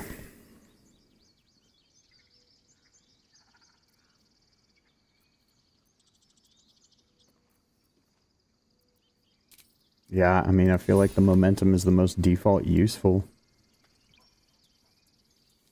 across all potentialities. We need to leave. Forgive that. Thank you for your help. Well, this attack will only strengthen that. We can't stay. Perhaps you could persuade her. If you'll excuse me. Let's have a look.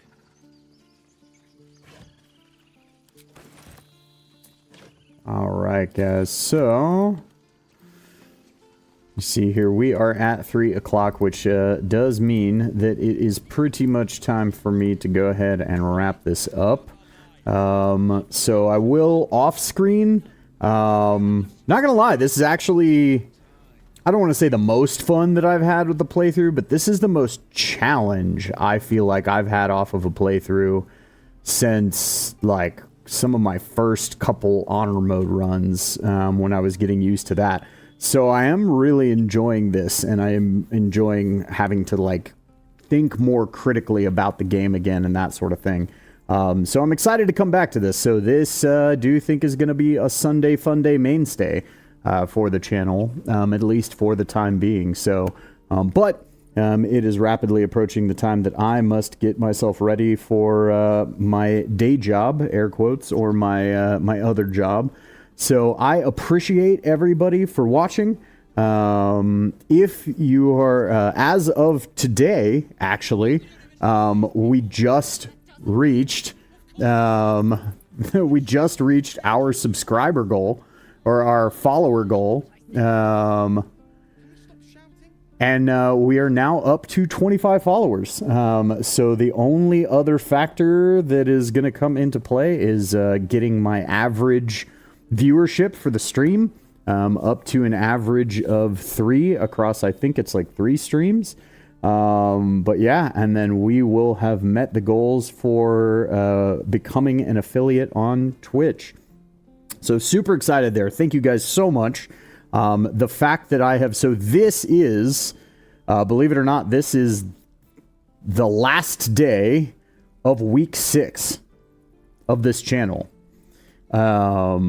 Now I've been streaming for the most part, with a few exceptions, pretty much every day, but this has been now 6 weeks of the channel even being a thing. And you guys have helped me already reach 25 followers, which is a huge step towards being able to make affiliate. So thank you guys all so much. 7-week anniversary? Oh, 6 weeks. Yeah, right. So tomorrow will be week 7. Tomorrow will be the first day of week 7 of the channel, which is crazy. It's crazy that it's only been 6 weeks, and it's also crazy that it's already been 6 weeks. I don't know how to feel about it exactly, but I appreciate everybody. Thank you, Sin, for stopping by earlier today. Anybody who's watching, even if you're just lurking, I appreciate you. You are awesome. Thank you to Leadhail and Broken GUI for the follows. I believe those might have happened while I was off air. So that's awesome. I really appreciate you guys for doing that. So whether these words you are hearing them morning, afternoon, or evening, I hope that your day is going most excellently. If you are one of the folks watching over on YouTube, then any like, comment, subscribing is always a great way to help me out. But I just appreciate you and being here as I attempt to get this whole thing off the ground. So I've got lots more fun stuff coming in the not too distant future, and I'm excited for you guys to be here for it. So for the time being, though, sounds like a battle cry almost. So for the time being, though, we will find somebody who is doing some Baldur's Gate 3, right? And we'll give those folks a little raid. So let's see here. Gate 3. I will solo the impossible challenge. Tactician enhanced. Enemies at 500% health. I mean, that is going to be quite a challenge run. All right. Let's see here. Baldur's Dad 3 multiplayer BG3 run. Yeah.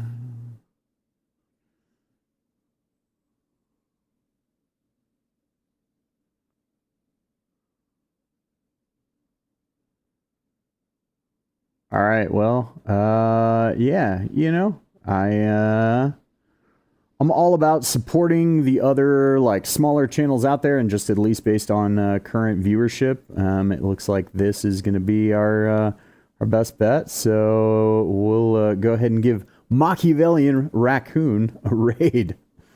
That name is wonderful. And he's got a little Cthulhu, or they, or she, or whatever the case may be.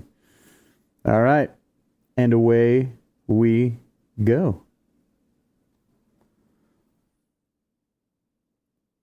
All right, guys, thank you so much, and I will catch you next time.